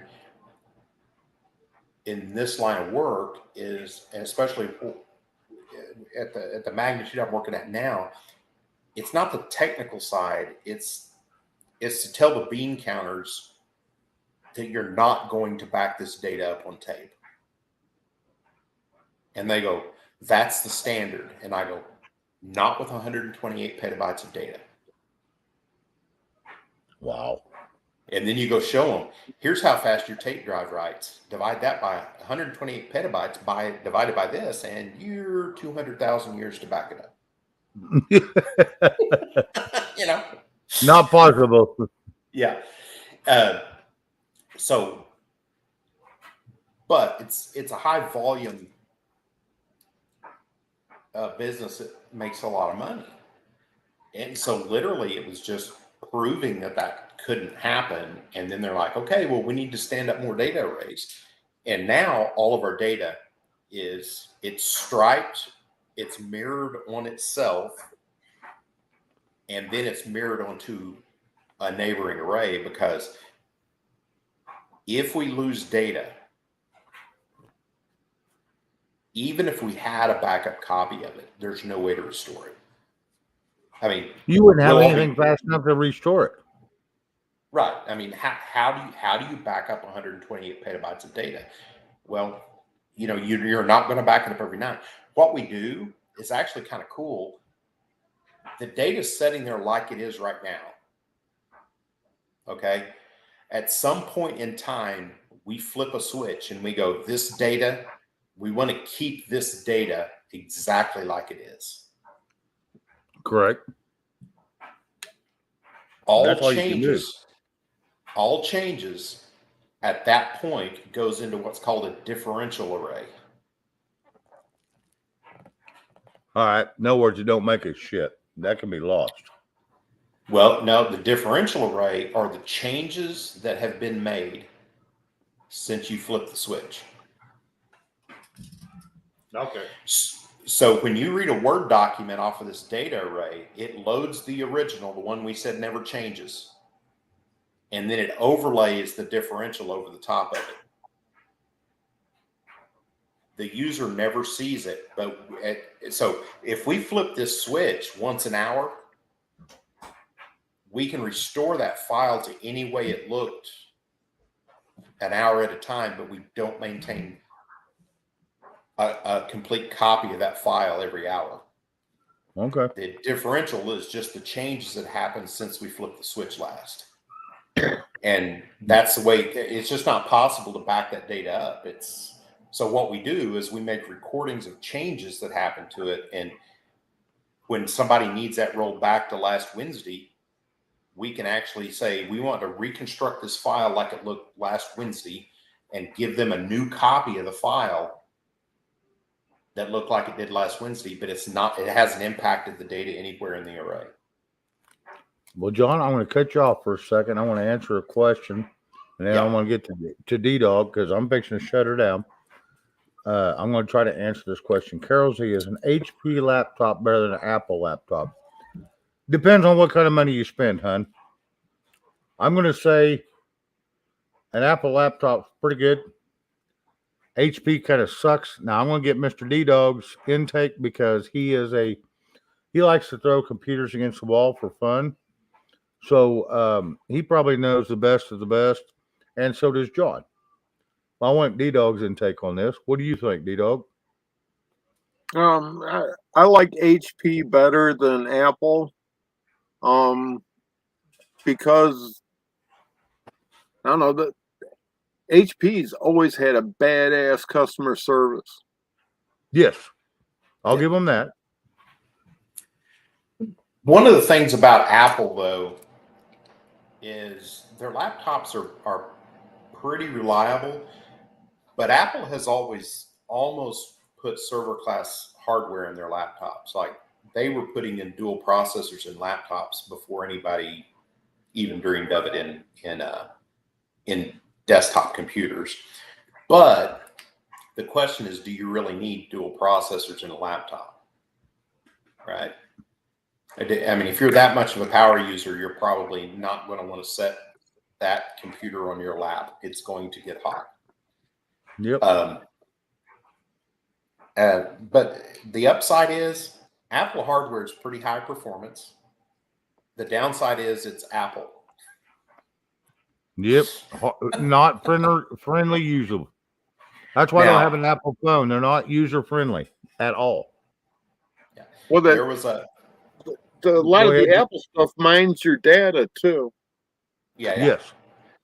One of the best laptops I ever used, this was years ago. They took an Apple laptop. There used to be this bootloader you could load on it, and then you could load Windows on an Apple laptop. And that was a very, very nice machine. But you still had to pay for an Apple laptop and the Windows licensing. So it was a $4,000 laptop, and it ran like a $1,000 laptop. Wow. Downgraded it big time. Yeah. You could load Unix on them too, which is what we did. And so in theory, you can buy these old Apple laptops for $100 and then put Unix on them, and they'll run. You know, they're still pretty high performance, and you don't have to deal with Apple. But that's the thing with Apple is you're kind of locked into Apple, right? That's They another have a thing. very- I don't like all the extra fees Apple puts on you. Yeah, I'm just not big on the huge lock-in. You know, basically nothing really gets on an Apple laptop unless Apple approves it and people pay their dues to Apple. With the Windows box, I can write my own software if I want. Yep. Well, I'm still a big fan of DOS 5.0. Yes. I remember that. I still use it. I wish I could go back to Windows 7, but I can't even buy the CD now. To Like dumb it down my computer to get to it. the computer with DOS 5 also has Windows 3.1 on it. Yes. 3.1. Yep. I used to have Windows 1, I think it was 1.2, that didn't support hard drives. And you had to boot off of one disk and then put a second disk in to run the system off of. Yeah, I had that. It was a Sanyo with a double. What's the big card? 4.5. Yep. Yeah, that was the common ones. They had an 8.5 that home users couldn't afford, but because it held 160K of data. Double 4.5 just to run it, and the memory I think was like 256K or something like that. Yeah, it was shitty. Yeah, my first one was a Commodore 64. Shit. My first one was a compact Presario. And a couple years later, HP bought them out. So I went to HP. And plus, you could just run to Walmart and grab them. And then I got away from them. And then I found Asus, which is made out of Taiwan, which I'm not huge on buying out of country, but yet it was the best gaming computer for the money I could buy. It had the most gigs, most RAM, everything I could finance for under $1,000. Yeah, they were Asus made some pretty good. They made some pretty good boards back in the day. They were pretty strong. I want to tell you what, they have one laptop. It's $4,500, and Bruce Wonky Rogue has one. $4,500 he spent, or $4,800. Well, this thing has a secondary screen on. Now the keyboard is extended, and so is the monitor. But it has an extra screen that's a 4-inch screen that pops up right up there by the other screen. And you can have 3 screens right there in front of you all at once. And fast. This dude is stupid fast. Yeah. I've seen. I ran. I think it was i9 is what my desktop had in it. I had dual i9s with 64 gig of RAM right after the i9s came out. Okay. And I was doing video editing, and without GPU support, that thing was incredibly fast rendering video. I mean, you know, when you do the edit and you got to render it back out to an MPG, Right. Those i9s are still pretty. You know, that's pretty much the top of the line right now. But I've been waiting for the company to tear down one of their hosts, and I'm gonna see if I can acquire one of the hosts and see if I can set Windows up with like 64 physical processors. Oh, son. Hello, Chrissy Cat. Well, ladies and gentlemen, we're fixing to take last thoughts. Shut this dude down. We've been going since 7, so that's 3 hours and 12 minutes. So, John, you got any last thoughts? I think I'm going to go eat some ibuprofen. Okay. Yeah, go take care of your tooth. Okay. Mr. D-Dog, you got any thoughts? Yeah, if you don't know your rights, you're being cornholed. Yep. I like that. I like that you change that. Well, ladies and gentlemen, I guess I think if everybody wants to go over there, Nunya is coming on. Nunya Business. It's Friday night, so more than likely it's karaoke night. And she comes on in about 2 minutes. So if y'all want to go over there, y'all are more than welcome. I wanted to let y'all know that it is there. I'm not going to be stingy. But yeah, I think she starts at 10:15. She might have already started. Hell, who knows? But it's usually about 10:05 to 10:15. But anyway, other than that, I'm going to let everybody go. Thank you all for in the chat. If it wasn't for y'all, we wouldn't have a show. And trust me, there would be no sense sitting here talking to myself. So thank you all very much. And I appreciate your time. So we'll talk to you all real soon and have a good evening.